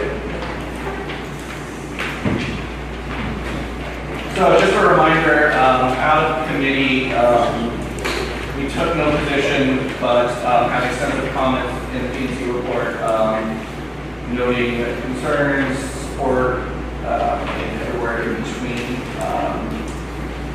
So Ms. Miller, Chambers, okay, please? Yeah. So we don't need you to go through the whole presentation again. If you can sort of give a high-level overview of the presentation, any new information specifically from last week would be helpful. I'm a little bit disadvantaged because my colleague gave the presentation last week, so. It was a good presentation. Excellent. So I'll just kind of, I'll do a little bit of high level, and then we can certainly talk about it. So 1964, Folger Library was added to the DC inventory of historic sites. That was the beginning of DC inventory. In 1969, it was listed in the National Register. It's also a contributing building in the Capitol Hill Historic District. In that time period, a lot of documentation wasn't actually done on buildings. It was just architects of note, architectural historians who would basically just pick buildings that they thought deserved to be protected, and then they would be added into these lists. DCPL prepared a nomination to expand the documentation that was available through the Park Service. In 2017, we started its preparation in 2016. We filed the nomination in March of 2017, and this was to include the Cray interior and also the addition that was designed by Hartman Cox in 1983 to include that interior as well. Let's see here. We have met with the Folger on a number of different occasions. Most recently, they presented to our project review committee, and we were supportive of both their project, the exterior and the renovations to the Cray addition, as well as the Bond reading room that's before you today as well. So our amendment to the library's original interior and modern additions. So as I mentioned, the original interior is already designated. We believe the 1983 edition is significant under DC criteria B for history, D for architecture and urbanism, E for artistry, and F for a work of master. It's a really complete and harmonious combination of designs, and any attempt to designate only certain portions of it detracts from the whole. The addition was successfully conceived of as completing the building programmatically and demonstrates how a thoughtful addition can aesthetically become an integral part of the building without simply imitating the original design. The library is obviously a monumental structure, clad in white Georgia marble. Its main entrance, it's raised above a marble plinth and with quotes and scenes. It is obviously distinguished as one of Washington's great landmarks. The building had two significant structural changes since 1932, both in the rear. In 1958, a one-story below-grade utilitarian office and storage was added with open space. In late 1983, the new reading room, which is in question at the HBRB hearing at the end of the month, was designed. So it was a new reading room, archival storage, and office spaces designed by Hartman Cox, and that were constructed above the 1958 edition. The 1958 edition, which was not actually structurally able to support the additional load of this new edition, so as a result, Hartman Cox designed a very unique series of inverted L-shaped steel frames to support the room. On the outside, the steel frames bear on the new underground stacks. Inside, they rest in the original Cray building. There's an illustration A6 in the nomination package that we gave you that gives you a sense of this design. The walls, ceiling, and vaults are light steel structures suspended from the steel frames. The exterior frames are expressed as an ecoskeleton for the marble-clad volume of the reading room. The new reading room space consists of long, white rectangular volume by a suspended barrel-vaulted roof. The tables and reading lamps were designed for this room by Hartman Cox. The chairs were replicated from examples already in the new library, and the wooden pillars frame the passages from the original reading room into the new room. And high stone trim arches reflect the Renaissance spirit of Cray's original design. So in addition to excellence of conception and design, the architectural and artistic craftsmanship of the Hartman Cox section of the Folger Library is exceptional. The fusion of such elements as exterior and interior style structure, original addition, create a building whose level of excellence makes the designation of any particular element artificial and reductionist. The library was created to hold the expansive Shakespearean collection of Henry and Emily Folger, and by the early 70s, the Folger spaces were too small to accommodate this. The extensive renovation program included installation of new lighting, air conditioning equipment, and whatnot. And historic sources for the new reading room include 1785 designs, Kenwood House in London. The sources indicate Cox's reliance on neoclassical symmetry and proportions to inform his design. The new reading room was dedicated in 1982 as the Theodore Sedgwick Bond William Ross Bond Memorial Reading Room. Bond was the highest ranking U.S. military officer killed in combat during the Vietnam War.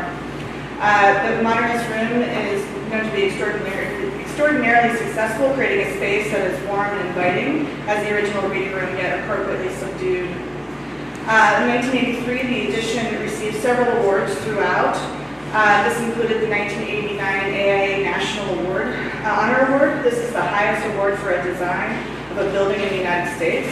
The firm of Hartman & Cox has received more than 130 design awards, including 1988 AIA Architectural Firm Award, which is also the highest recognition a firm can receive in America. 6 AIA National Honor Awards, including the Folger Shakespeare Library, and 18 other AIA National Design Awards, and more than 24 Historic Preservation Awards. Many architecture professionals and critics have written glowingly about the new reading room, including Paul Goldberger of the New York Times, who wrote that the addition contains what may be the city's best new small public space. And Benjamin Forney, former architecture critic for the Washington Post, went even further, writing that it's a quieting space, one of very few truly memorable public rooms created in Washington since World War II. Have you personally walked the space? I have, yes. You have, so you've gone through it? Yes. And you stand by that report after you've gone through the space? Yes. Wow. Jennifer? I'm just alarmed. Were you? Yeah. Oh, you were, okay. Wow, okay. Because I walk the space and I don't see anything. I mean, I think that the historic designated spots are absolutely historic. They're beautiful, they're breathtaking, there's a river. But I don't think the reading room falls under that. I don't know how you can walk the space and come up with that report. I'm really shocked. I just, yeah. Thank you. Other questions, comments? Which Drew? I've been puzzling with this. The current Folger is a landmark building. It is. And yet we have approved massive changes and improvements in that space just a few months ago. Even though it's a landmark building. Correct. And what your amendment proposes is to make the interior and also the addition a landmark. Well, the interior was designated at the end of last year. So the Folger Library submitted their own interior designation last fall, and because there was no pending project for the bond reading room, the Historic Preservation Office didn't feel it needed to move forward at the same time.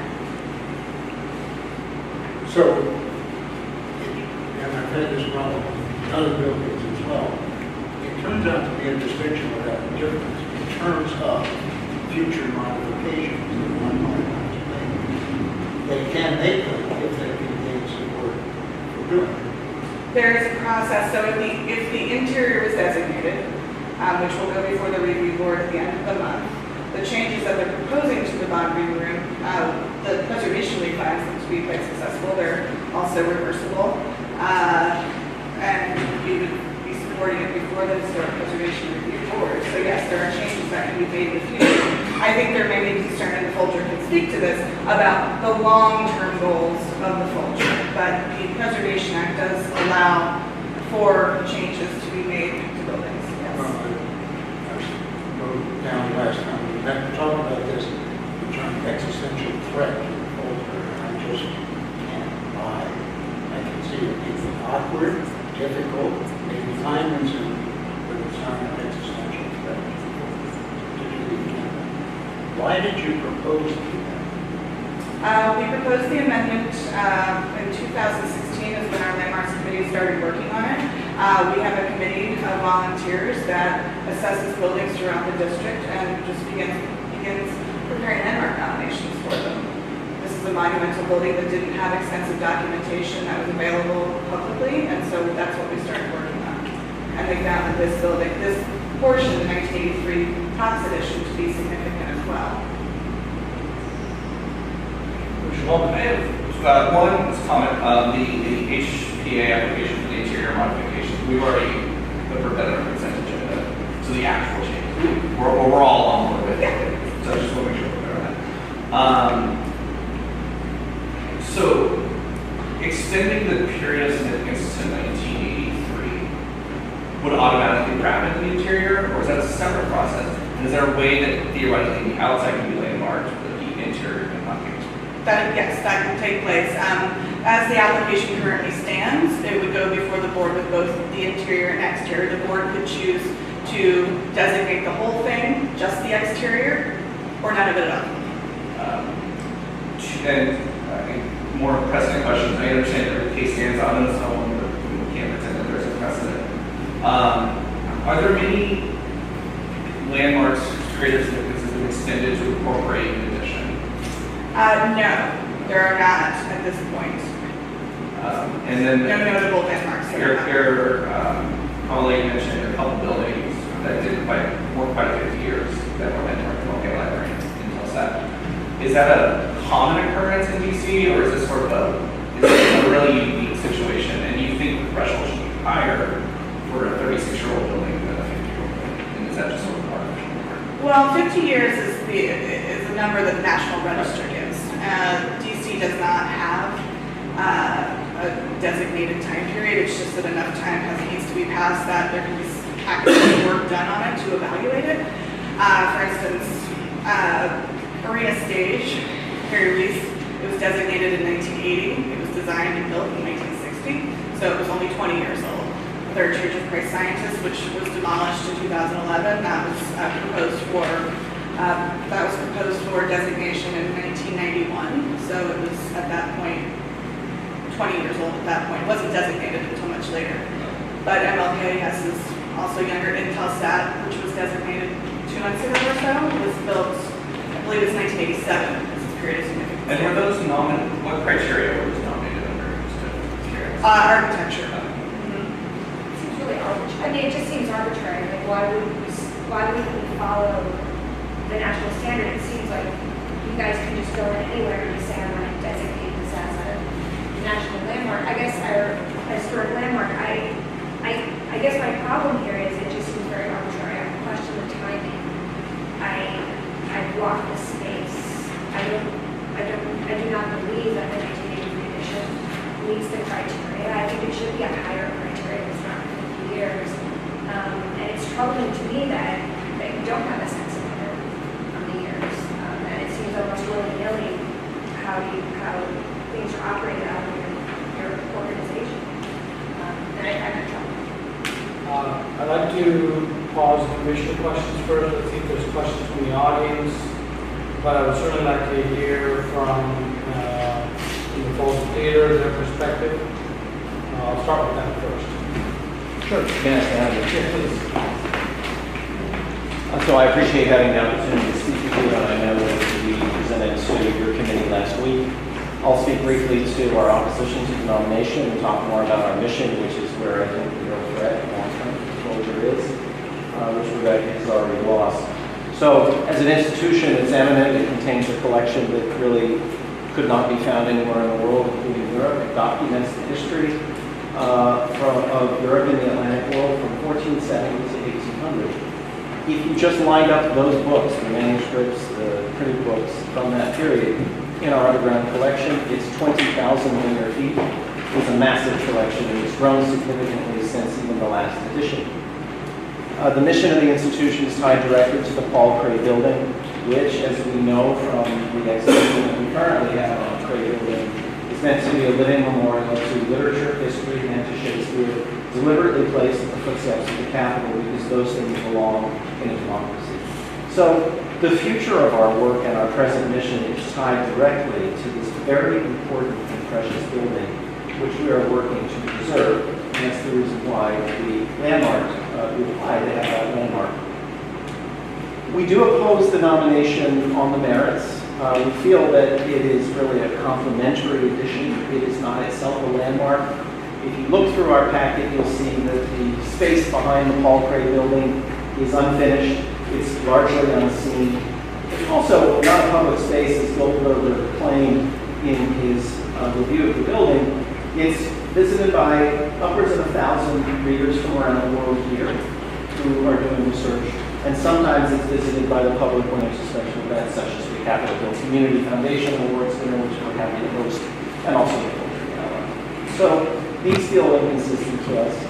Second, we do feel that there's not sufficient context to make the claims here. We understand the interest in additions and historic additions that to landmark a building outside of the the usual parameters in this way really feels to us truly extraordinary. The Washington style is one that the application says is really not fully understood. Postmodernism hasn't been directly related to this building. So, for us, one question is why the urgency? Why now? Why jump to this and, what's behind that? I should say that the Folger has... What do you think is behind that? I don't know, but your question actually was interesting to me because there's the way in which buildings are landmarked is opaque to me. I don't understand it. I don't think that's the main point here, though. I think the main point is that this is a private and unseen area. It's not public. And we don't really know enough about history to really say what is. So why do we need to say now when further research and understanding is really helpful?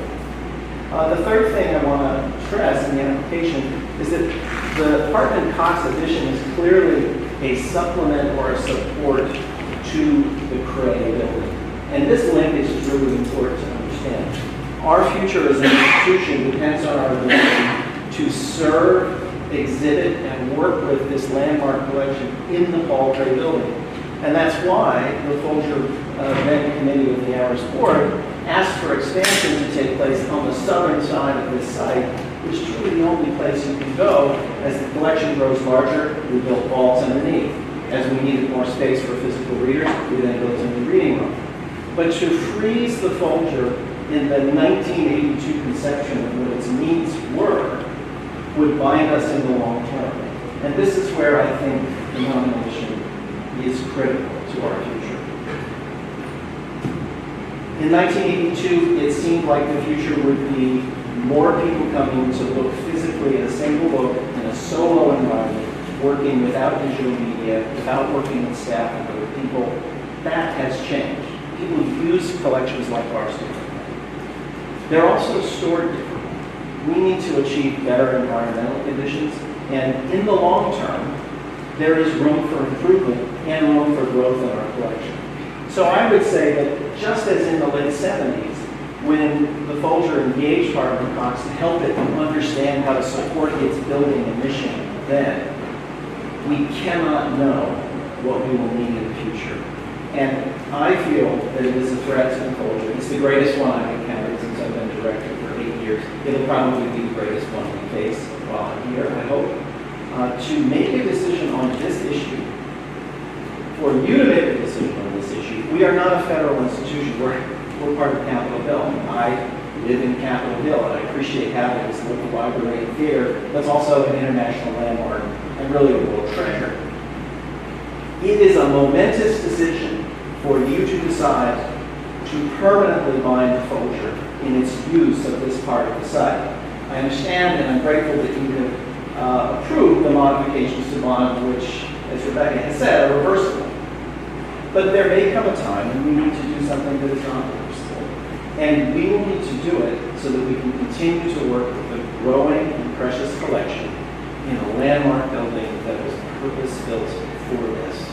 So I would say that this particular decision is in your hands. You're the ones who will make a decision about this, binding us to this future. And it's one that really you're making for the city, the country. Yes? Yes, please. I'm just curious. Sorry, I'm speaking for our planning and zoning meeting last week, but I just have a question. Do you currently maintain all of the collection on site? Yes. And you intend in perpetuity to maintain the entire collection on site? We intend to make the rare and modern collection usable on-site and continue to grow. Are there plans to expand the Folger in 20 years? Or what is your planning cycle? Right. So our master plan looked at a 20 to 30-year horizon. And what we did was study our evolving program, our current space, and what we would need. We know that in the fullness of time, within the next 20 to 30 years, we will need more space on this site. The most likely place where that supporting space could be created is clearly on the south side of the building. Other questions, comments? I have one quick question. Do you Do you view in the future a possibility where you would have to possibly get a second site or the Folger Quest to actually continue to grow in your 23rd year? I was just curious. We actually do have other sites. We have 301 East Capitol, several apartment buildings where readers are housed and our actors are housed. But we actually do go off-site for meeting space.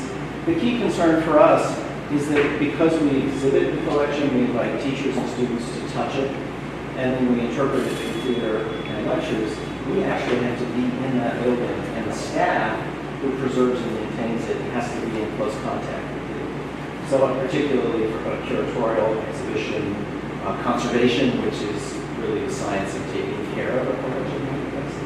And I think those things will change. The need to continue to interpret it and add staff so that we can actually support more people to use it and understand it, that's going to happen. The ability to take care of it in an 80-year-old building where we are, it demands that we have the maximum flexibility to use our site. Any questions or comments from the audience? Other questions or comments from the commissioners? Yes, please. Just one response from the preservation law is celebrating its 40th anniversary at this point. Just when we were discussing earlier about the Harry Reese arena stage, I think you all have seen what it looks like today with the big Tom wrap around it. MLK Library was built specifically as a library, and it is going to continue as a library with an addition on top of it. We have only about 18 interiors that are designated in the city. I don't know if you guys know this Succotash restaurant down F Street at Virginia. That's an interior that's designated, that's been altered in order to allow for the restaurant space to be in there and be successful. So it's not, the goal isn't to stop their progress in the future. The goal is to protect the space for future generations, but also to let them grow into it as well. There's opportunities to grow, and the Preservation Act allows that flexibility as well. How's that? Well, just from MLK as a landmark building, so. No, specific to this site. This particular site? Well, we don't have a proposal. So the proposal for Bond Reading Room, for instance, is very supportable. So there could be another proposal in the future that's very supportable. But there's also a mayor's agent process where you can make certain arguments before the mayor's agent for historic preservation if changes are denied by the Historic Preservation Review Board. So they would have to go to HBRB to do any of this, or to your commission and get your approval. It's not my commission. I run this DC Preservation League. It's the citywide advocate. So our mission is strictly protecting historic buildings. We are not the decision makers. The Historic Preservation Review Board is the decision maker. They're all appointed by the mayor.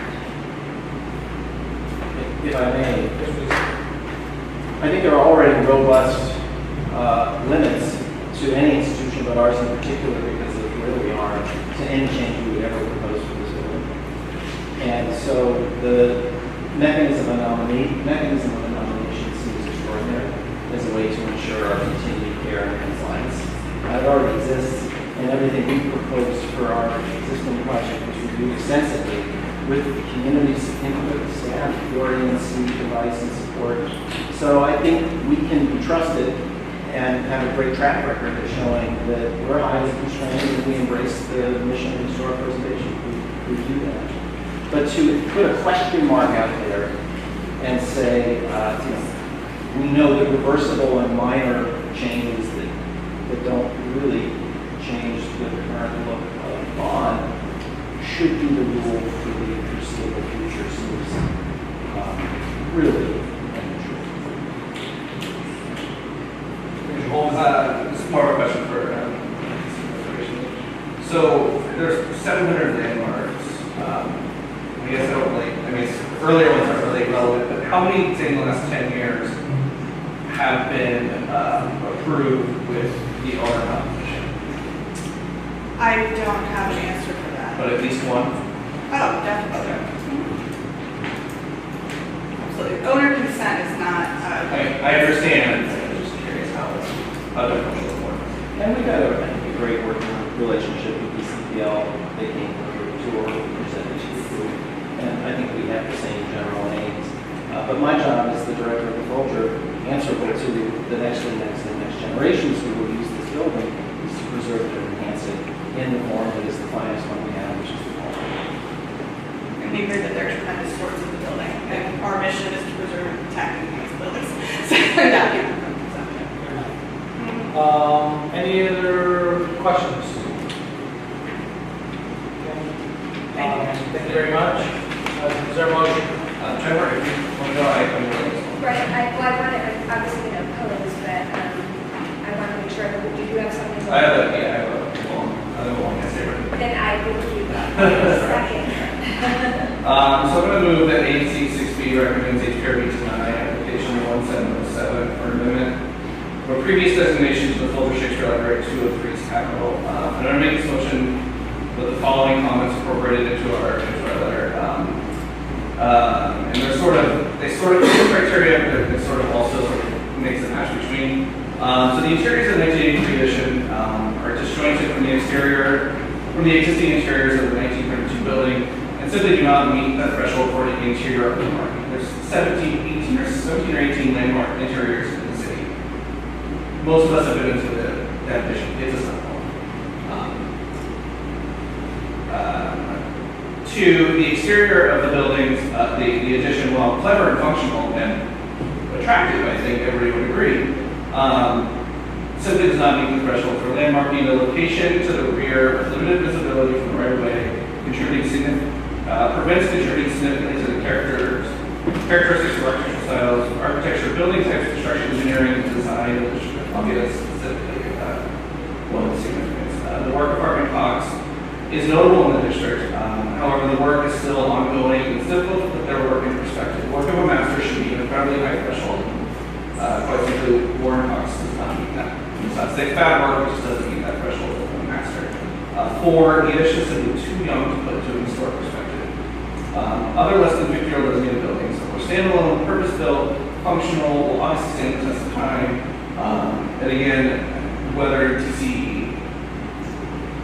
the regulations require a higher threshold, they should. I think we should put that out. And five, if HPRDB decides that the exterior qualifies for landmark status, we further believe that the interior does not qualify for landmark status, so we just want to say if they do whatever the exterior should be.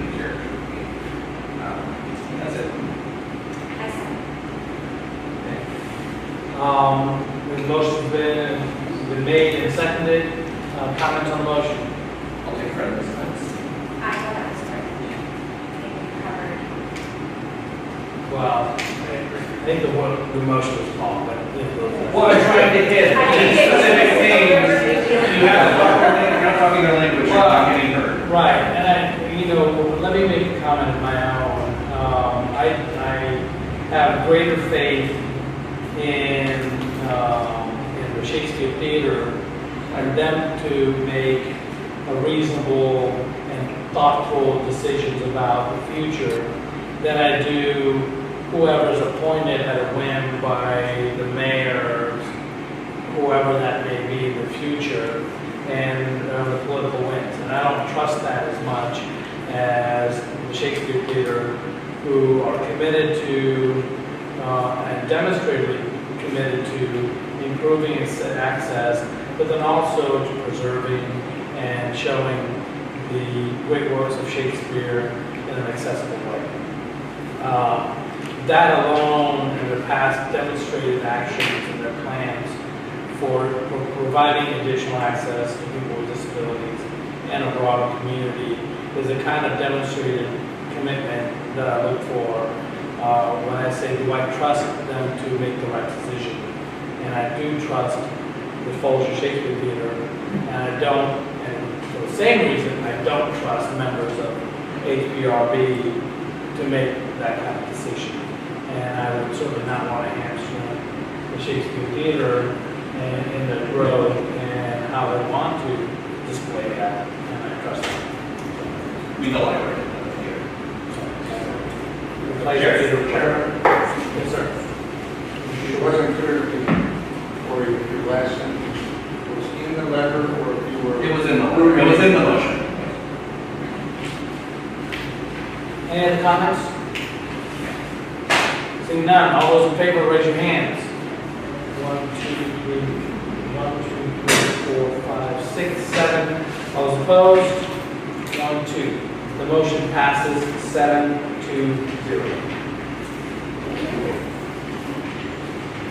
Okay, thank you very much. And next item is the planning and zoning report. I will discuss with the reading of the planning and zoning report. I do need to make one technical correction where I submitted a no and with that Okay. Thank you very much for that. Next item is. Oh, we got Potomac County contracts. That was really bad. Oh, we got it. Consideration. Next item, transportation committee report.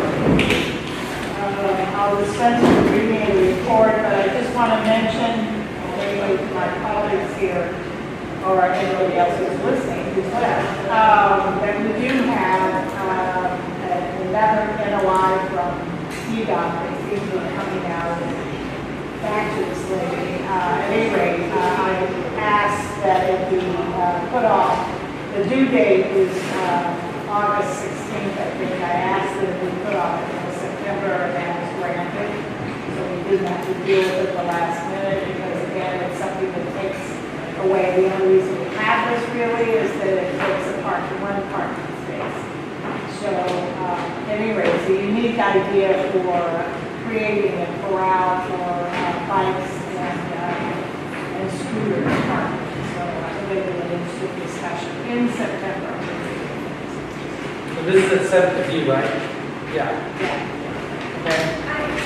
For transportation, I have a resident member that attends that.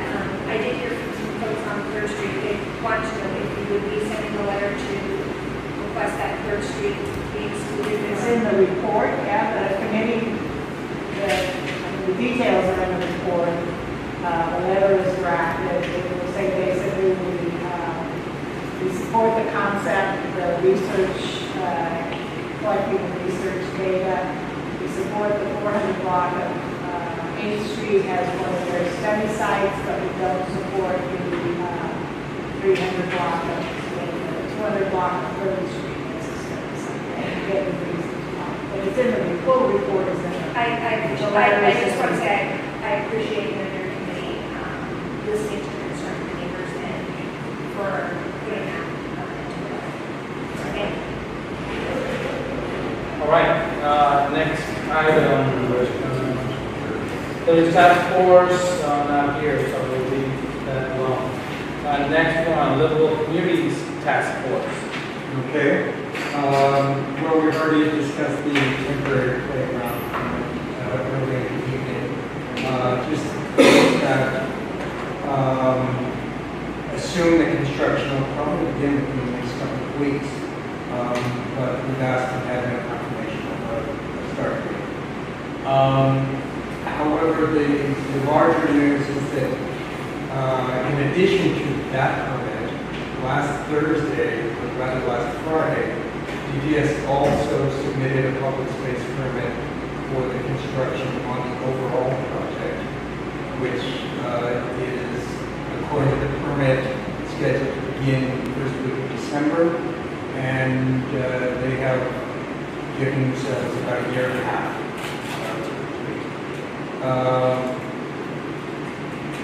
We don't have one of the inputs that we would have expected at this point, which is the traffic study that DGS had finished the data gathering for in March. So it's already 3 months. And as of this morning, some of my fellow commissioners copy on that we asked the project manager when it could be released and gave a non-committal answer that it could not be released yet. It was not ready. That's quite disturbing because we have to start planning for the ANC response for the public space committee here for the larger project, which is scheduled for the 22nd of August. According to public space, we have to the 16th of August to put in our replies in the ANC. And so consequently, in the next 3 or 4 weeks, the task force is going to have to act quickly. And we'll have to set up, first of all, we haven't discussed this in detail yet, but in partnership with the Houston Transportation Committee, some kind of meeting to discuss the traffic study when we get it, assuming that we're going to get it in the next couple of weeks. If we don't get it, I'm not sure what we're going to do. That has to be discussed. And then further, a meeting, a community meeting, I think a special call meeting at the ANC at the end of July, maybe the first week of August. Or, I know, it's a terrible time, but I don't know what else to do. But we tried to, Commissioner Warrenberg tried to This is a send it public first. space application. Yes. And we're letting us know. Should we get it to her? Well, that was directly to the vote that particular NOI. It certainly worked. I mean, everybody knows that nobody's here in August. I mean, nobody's here in August. Yeah. So putting August dates on anything is particularly ridiculous. And I should think that we can go to the public space and then ask if that's before for referrals. We don't always have to. Well, actually, maybe this would be good timing, a letter, of what they did on the temporary playground. Right. The playground letter should go out and then also soon thereafter request. So that's a separate, yeah, separate letter or separate email request or call.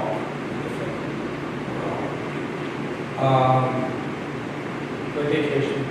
The other thing I just want to mention, Larry Cassidy's, that's his name, right? Yeah. Email,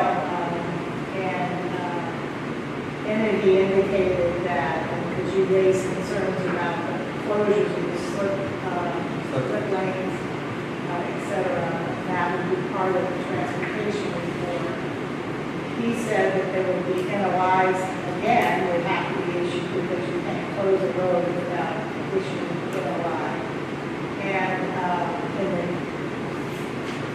to support that NOI, you have to have the transportation report. So I think I'm seeing NOIs as a way of finally getting digital transportation. They were the ones that will argue for the closure. But I would like to be able to have us have an interaction on this with other parts of the DC government, still in the context of the project design, and not at the level of. Well, that's a different, I mean, the project design is one thing. I mean, obviously, closing the slip lanes is part of that, but it's a small part of the design, sure. I mean, I'm a little perplexed why they're putting this application in, but maybe I missed something. Well, because we've already Their learned contract's not through yet. We've already, I mean, I don't understand what we're doing, since we had a discussion earlier, we assumed that they don't have to do it, so maybe why are we doing it in this case? It's not to approve. That's it, as far as I can understand. And I should also Who point is out. the feedback commission on? CFA, They already signed off. They signed up, okay. Well, they signed off to leave it to staff. Of their revised concept.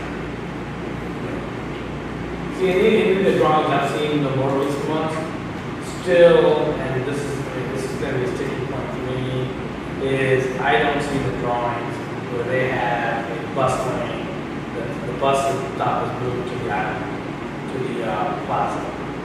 And they don't ever show it. You know, they don't ever show, even though they're not doing it, they're showing it as a sidewalk and with trees on it. And that's not going to work. I'm still adamant about moving the bus stop from the current Starbucks to the Metro Plaza. Jerry, I have no comment. no.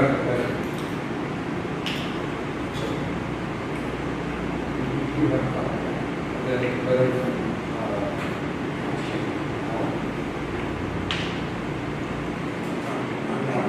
oh, the letter that was distributed at the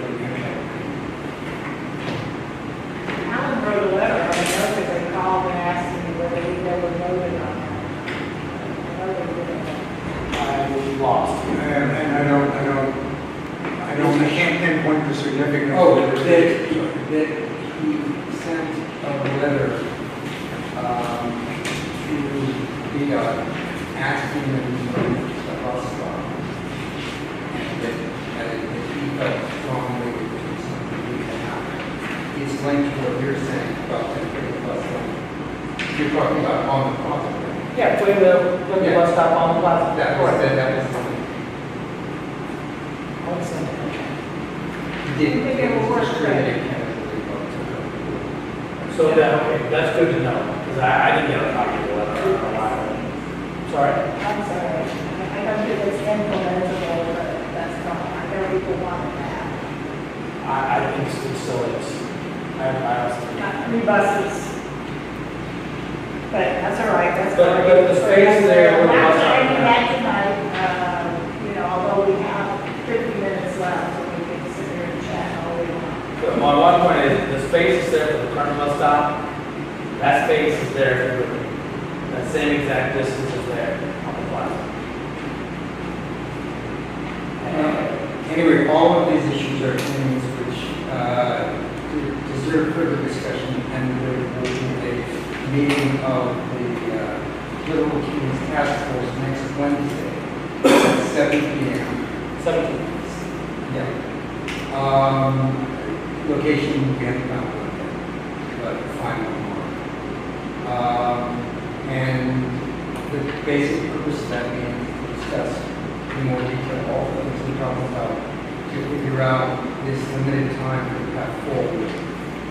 Given that, and I don't think this can be emphasized enough, the public space committee, whatever its limitations, is the only formal request of this ANC for any comment or any interaction with this project since its inception. And so if you want to put it bluntly, it's our only right to have this form. I don't like the whole how it's all done. But certainly not putting the response date in August is, sure seems clearly intentional to kind of limit the amount of time to gather because everyone's on vacation. And let's push it. I didn't realize it was possible, but let's push it. You know, any support we can get from the council would be grateful. I don't see why we're not going into someplace, maybe whomever, and asking, number one, that this public space application due date has to be changed. And in the course of asking that, explain how the ANC and its constituents have been sort of locked out in general from the whole process. And this is our one opportunity to have some, real say in this project. That's what I would say. Right, and it's put out for comment when everybody's out of town. Exactly. There you go, that's my motion.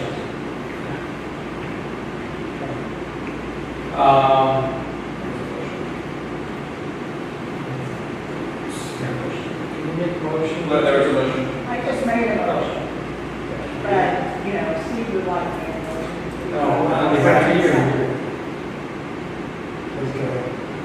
No, I just said, you need to write to, I suppose, Matthew Marcoux, or to the director of VDOT probably, Jeff. Jeff Rogers. Jeff Marcoux. Oh, just for reviewer. And ask for the date of this public space application to be moved to September, sometime in late September. And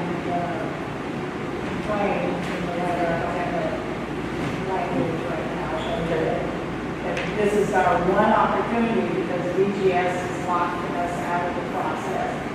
But this is our one opportunity to have a thorough review of the plans and invite and participate with our constituents. That's the basic process. Do I have a second? Second.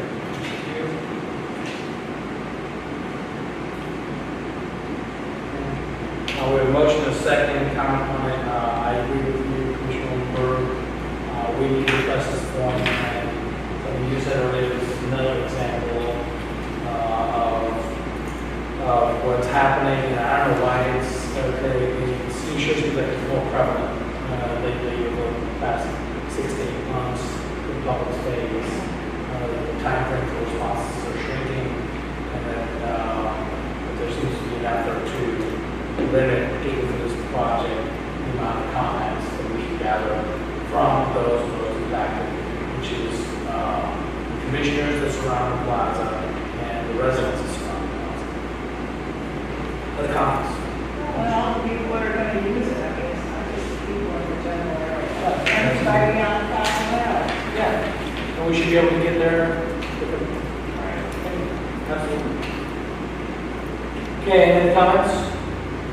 Seeing none, all those in favor, raise your hands. 1, 2, 3, 4, 5, 6, 7, 8, 9. The motion passes 9-0. Okay. Next item, Eastern Market Community Advisory Meeting. There is a report in the materials, probably except for Kirsten, everyone else will have. I only want to call attention to two things. One is, sort of goes along with our conversation to this point, there is an RFP now being solicited by the Deputy Mayor of Planning and Economic Development. It's to provide a strategy for the Eastern Market for the next 5 years. The plan was just issued, and the deadline for submission is July 22. So I'm not sure how successful that's going to be as a project. The other thing I wanted to mention is that they, as you know, we had a celebration for the Eastern Market reopening that was 10 years ago. And as part of that, we had docents and we all had to learn something about the Eastern Market. And so I have gave an Eastern Market aptitude test for each of you. Which I will distribute, and I provided answers as well. You know, it's Casey who did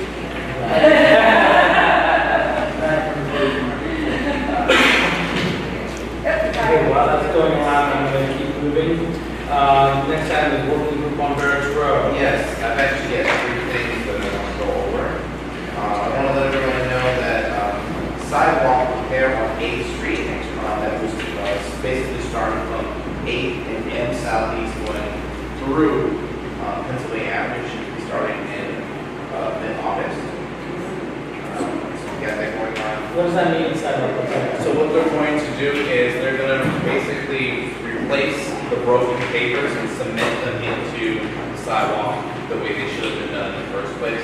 They are not going to replace the pavers with red brick. They're actually going to actually have the actual pavers. And they're going to basically start from M Street and 8th Southeast and going all the way up. And they're Are we close together? yes, and they're going to actually cement them in. So we'll not have gravel. It'll actually be cemented in the way that it was supposed to be done. They will be removing the temporary fixes they have put in as well. But that should be starting in early August. I also got a chance to talk to Commander Kane about mostly for our businesses process, what happens in the event that a business gets broken into, what is the police responsibility, are they supposed to leave the business open or not? So they are supposed to stay there, depending on what's going on, or have an officer come over to secure the location, so it's not just left exposed. But what they're trying to do, and I'm going to work with them, is get a list of business contacts. The person they want to have contact 24/7 in the event something happens for each of the businesses on Barracks Road or beyond that, so that the commander, so in the event something happens, the commander knows who's to call at any given time. So we have that. I started that process.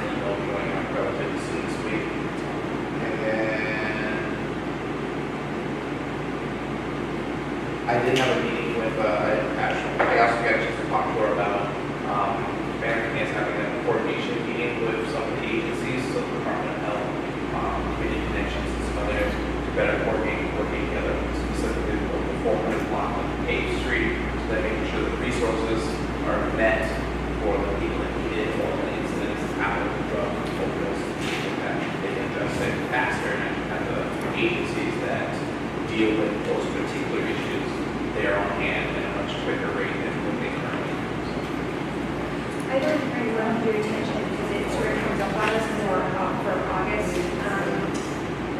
the Barracks Fall Festival. Just to put that on your radar because usually we do when we've had it, and we're usually scrambling in September to try to get that coordinated. But I just want, because we're out on August, that we can work with more. If we want to have a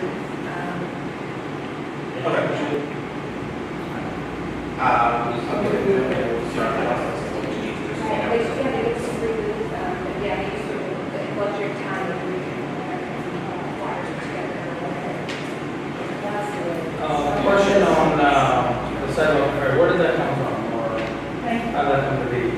it actually came from, the original information came from Martin of Barracks Road Main Street, and I believe that I saw in, let's say, Tops, that they have a permit set up as they're moving up the street. I would have to pull the information. Your next meeting is, Our next meeting is going to be on Tuesday, July 18th. 17th. Sorry. No. you're on Tuesday. Yeah, I was just saying. I'm like, I didn't really. 60.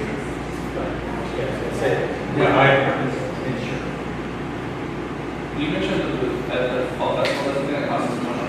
No, it's free. Okay. My treasurer's hat on.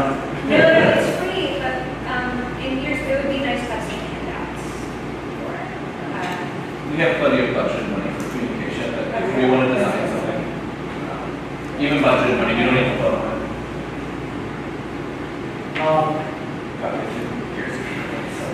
Is there an update on the marketing plan, what happened, since last, I think there was a small group meeting? Right, I haven't gotten any information, that's what we need some information, but it's not about because I didn't just go back, this is the day. So, Was there any comments or anything?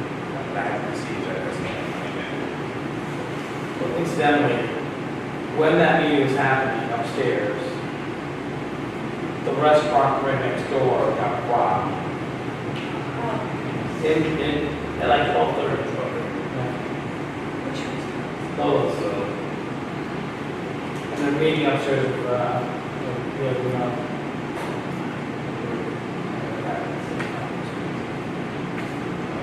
that's not of top places.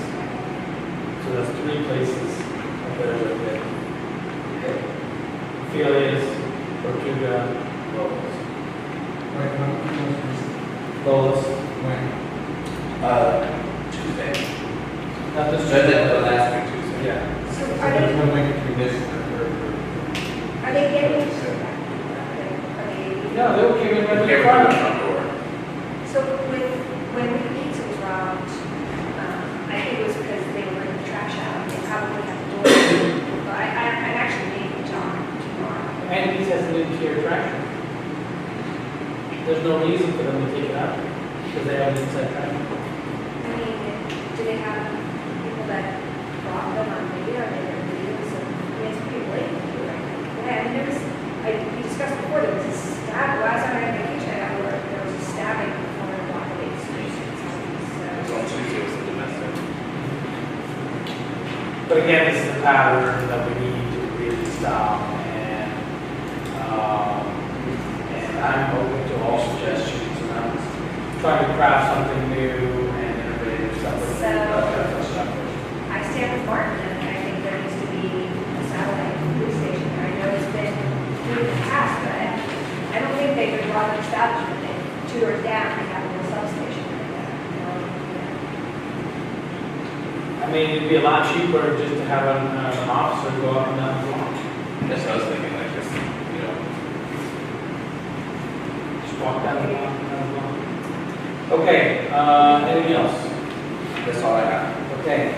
Next item, financial treasurer's report. So the monthly report and the quarterly report are both in your package. One thing on the quarterly report was correct in the one that you signed, but I didn't have the district allotment in there. We just received FY 19 Q1 and Q2 allotments. So like, I much is already budgeted. That is really it. Also, if you have meeting space, I'm going to look over here, and you need receipts and invoices, I would hand you checks. I don't see them. I have it. But that's it.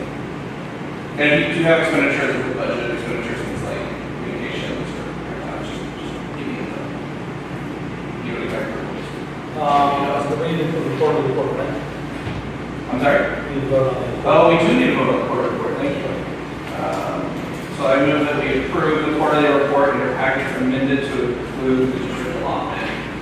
Line 1, which demands $5,268.01. Did I get that right? What's a few dollars one way then? Which would have been the total funds available at the ending balance. There's a corrected report. I move that we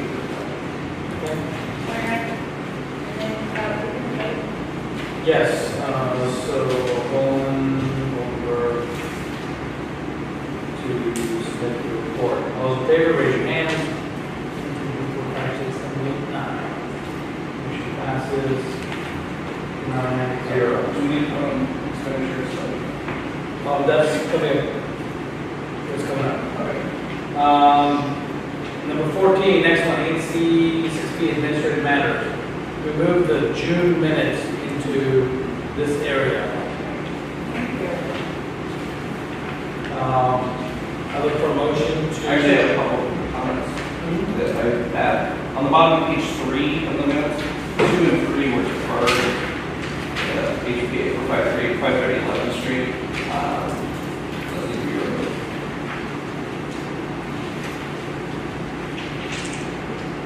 Did you get that? We're talking about attendance. Yeah. Sorry. Okay, fine. 7, 2, and 3. I'm sorry, I should read the minutes beforehand. That's all. I don't even know the excuse that I didn't get that.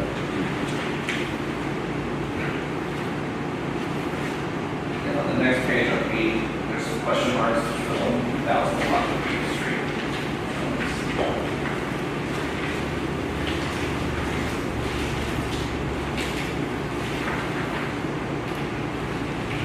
Sorry, Jerry.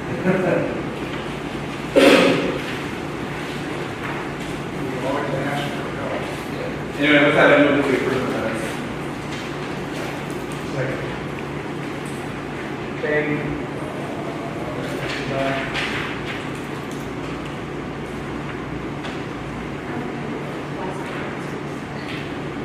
All in favor of approving the minutes, raise your hand as amended. 1, 2, 3, 4, 5, 6, 7, 8. Opposed? Abstaining? Okay, motion passes 8-0-1. Okay. Then we have the resident member nominations. We have 2 resident members. Can I have a motion to approve the 2 resident member nominations? I was going to say, well, you might be asking to say one of the resident members made a point to come tonight. So Lauren, I just wanted to call her. Please stand up and introduce Yeah. yourself. Hi, I'm Mark Friedman. I live at 25 Third Street, Southeast. Thank you very much. And you'll be serving on the planning and zoning? Yes, Always a very exciting committee. Especially this Third Street, it's always very exciting. very excited. I know, Well, thank you for- transportation's big, yeah. Can I just add something about Lauren's home? And I would describe, her home blew up years ago. It was like, was there somebody did a gas leak? Yeah, in 1979, they did a gas main while doing some road work, and my entire house flooded. So it's all electric now, no gas, don't worry. It's not gonna be on the gas. No possibility of that. Well, we're grateful that you signed up to serve, and so thank you very much. Any other comments on the other? I think I have other emails, which is, what would you send me their emails, Jerry? You can send me Brian's email. You can send me Brian's email. Okay. short bios distributed for both of these nominees. It's the last page of the agenda packet, they were distributed.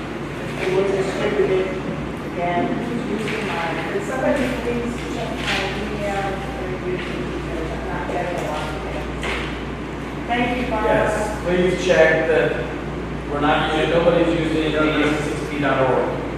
Do not use that. Yes, please do not use that phrase. It goes into the. And if you have issues, go to your address book and delete that one. And that's why it keeps popping up. I think No, that's awesome right now. It's not in my address. Just kidding. Yeah, every once in a while, I can just, get a lot of time. You get what? I think that I'm sending to the normal address and it automatically crashes. As you type, sometimes it'll look. You gotta delete those too. Get them out of your system, delete them from the. All right, do I have a motion to approve the resident members? Motion to approve our resident members. Okay, second?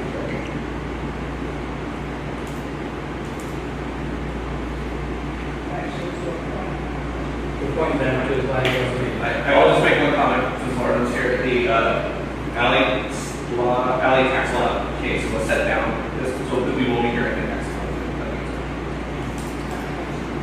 September. All in favor, raise your hands. 1, 2, 3, 4, 5, 6, 7, 8, 9. The motion passes 9-0. Okay, next item is to request to expend funds to revamp the website. We're having a lot of issues with the website. As many of you know, there was malware that infected our previous website, and so our former chair, Dan Ridge, essentially rebuilt it, or brought as much as he could, but he was never able to restore some of the functionality. It's gotten worse recently, so I made a commitment that we really need, for our sake, for Barbara's sake, but even more so for accessibility to the community, to get like notifications. Those are very basic, simple things, things like that we need to do. And so I've been talking to a person that I knew to get a price range for the functionality. I met with her. I think Corey's spoken with her. And you had a chance to come yet? I did not, because I was checking to see if Corey was still meeting with her tomorrow, but it looks like. Oh, okay, I'm sorry, I saw some correspondence that she recommended tomorrow. I don't know if you responded. I don't want to spend any money, but I'll follow up with it. Are these specific to yours, or is this a resource? No, just specific to this ANC. No, of course. Sorry? Is this a resource person, or is this specific terms of reference to something specific? It's too specific, and there's a list of needs that I think Barbara and Gina are going to we can circulate those. There's more needs. Yeah, she put together actually. No,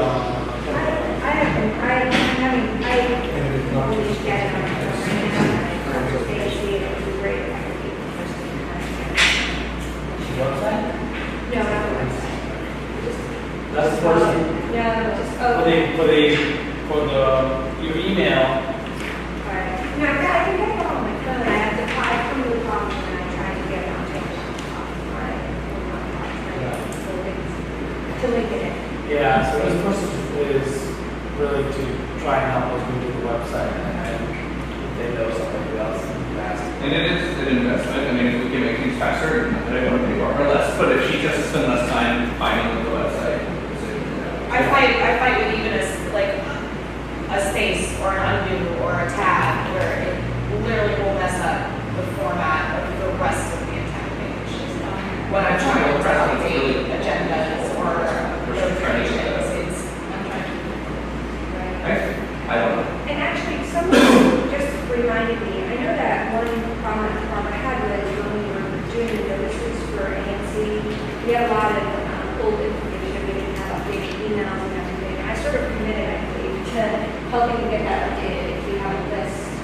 So I can still help with that. And just try to get it out. But really, it's just getting correct contact information from folks. There's a lot, I think there's a lot of stuff.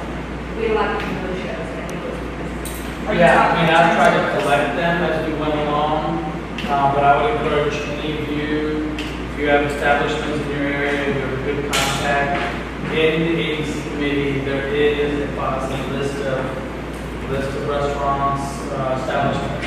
Go in there, it's all laid out, all you have to do is change the email address. And, if there's not one that exists, take it out. That was my longest project. Okay, good, well, good. So, How imminent? I'm sorry? How imminent? I would like to identify somebody this month and work on it in August, and hopefully we can launch by September. We have something in the budget of some selected discussion with this person, because I know that how members that may not necessarily be followed. Well, I think what, And I just want to flag and see what's possible in the flag. might be easier to meet with, or talk or check our items for free. It's a person has to make a living, I'm sure it's No, I $1,500 an hour. The cost benefit is really hard. Yeah, I mean, but that's part of it. If you wanted to add a whole separate tab, then we should, probably should be able to do that relatively easily. Right. And yeah, that's what we're trying to get to.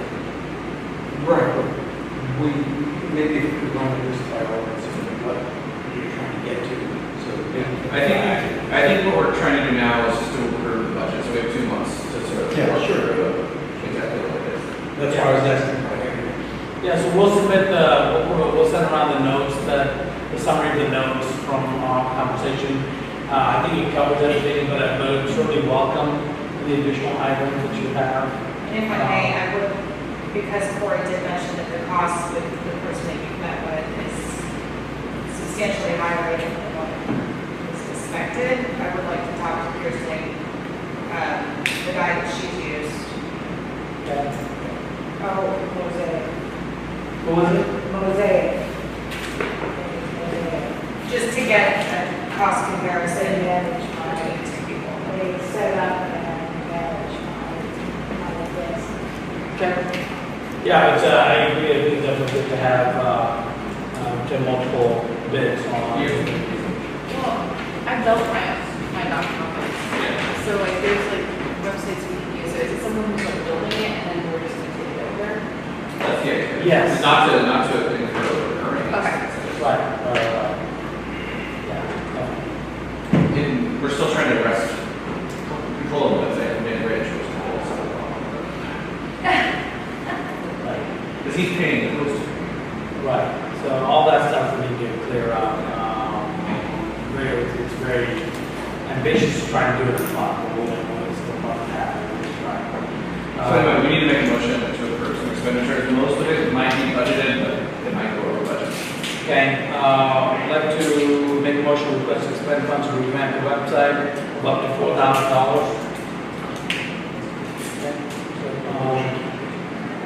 Okay, J. Rahman, Scruton.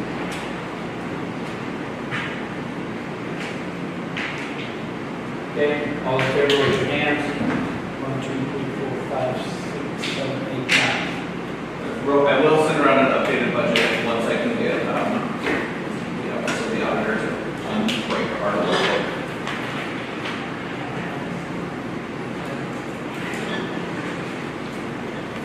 Okay, then the final item is the ANC put on other concerns, a resolution on the 5G small cell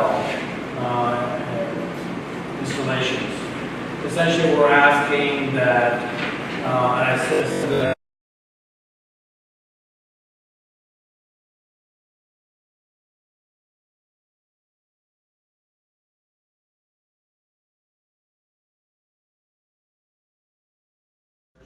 and provide an opinion on the potential health effects of 5G installations on our residents.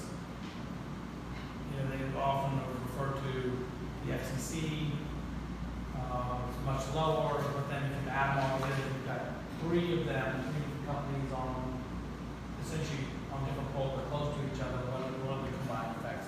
We don't know. That was one ask. The other one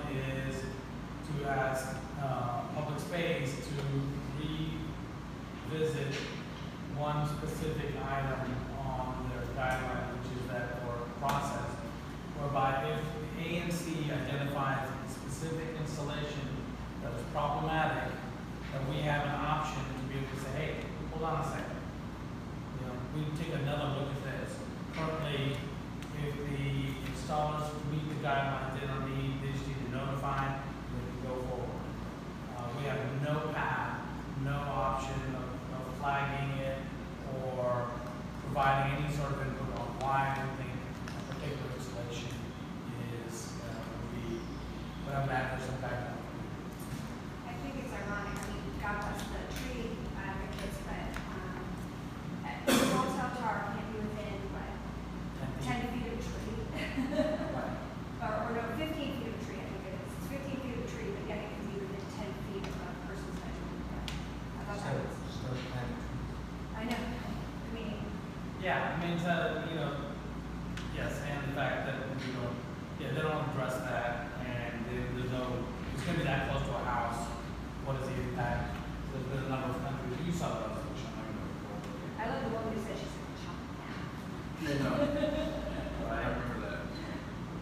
And the input is, you know, I think there will be some that we're going to see that this doesn't make any sense, and I'd like to have an option where the ANC can say, wait a second, this does not, and why, and have it be considered. And right now, there is no option for that to be considered. So I'll make a motion to submit the resolution to the name listed at the bottom of the resolution. Do I have a second? A second. I have a comment to it. Okay. Motion seconded, now just comment. I wrote this because I was very angry. It's just that, well, I appreciate the work of all of you guys and commissioners around the city. I just find the whereas clauses of this resolution to be at odds with fact and evidence-based research, as well as an attempt to relitigate the small cell guidelines, which were for DDOT legally and transparently adopted. Because of those reasons, I'm going to vote against this tonight. And because it's not based on facts. Science. Okay. Yeah, Joe Gibbons from ANC's 2A he had another resolution which kind of really focused on the SEC specific items. I don't think they were at that level. There's mention of health risks, and I'm going to take the World Health Organization and not Joe Gibbons. Sorry? I'm going to take the WHO's finding on this and not Joe Gibbons' finding on this. Yeah, no, he cited the FCC and stuff like that, but that's fine. But if you, actually, can I make a motion to, or an amendment, motion to amend and strip out all the language about health issues, DOE, TOH, everybody, and just say, please include us in the public space process. So essentially the first whereas and the last second. So I've made a motion to amend. Okay. Is there a second? I'll second. Okay, so there's a motion to amend the motion to submit as under resolution. Right now we're voting on the motion to amend. To strip out everything but the first and last paragraph. Yes. Where do you envision coordinating this review process? If they're going to put a construction permit for review for every small cell. And that's up to public space to decide how they want to notify us.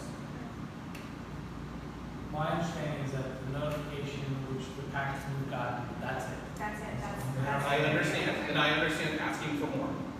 I don't think you need to couch it in how it was couched. Okay, fair enough. Okay, the motion is on the amendment to strip out everything except for the first and the last. First whereas. I believe that's the one that required the cost of the public space. Yes. Yeah. Okay. All those in favor of the amendment, raise your hands. 1, 2, 3, 4, 5. All those opposed? 1, 2, 3. So the motion passes. What was that, 5, 3?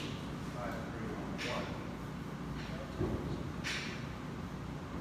5, 3, and is there an abstention? Okay, 5, 3, 1. Okay, all in favor of submitting the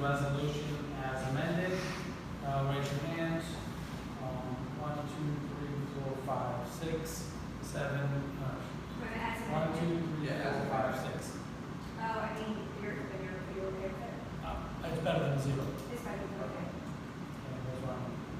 7, 8. All those opposed? 8, 1. Okay. Mark is better than 0. Yeah, but this doesn't stop me from putting another letter forward. But I do think the public space, it should be group public space. I'm not trying to deny that. Okay. No, that's fine. I'd rather have something on there than nothing at all. Okay,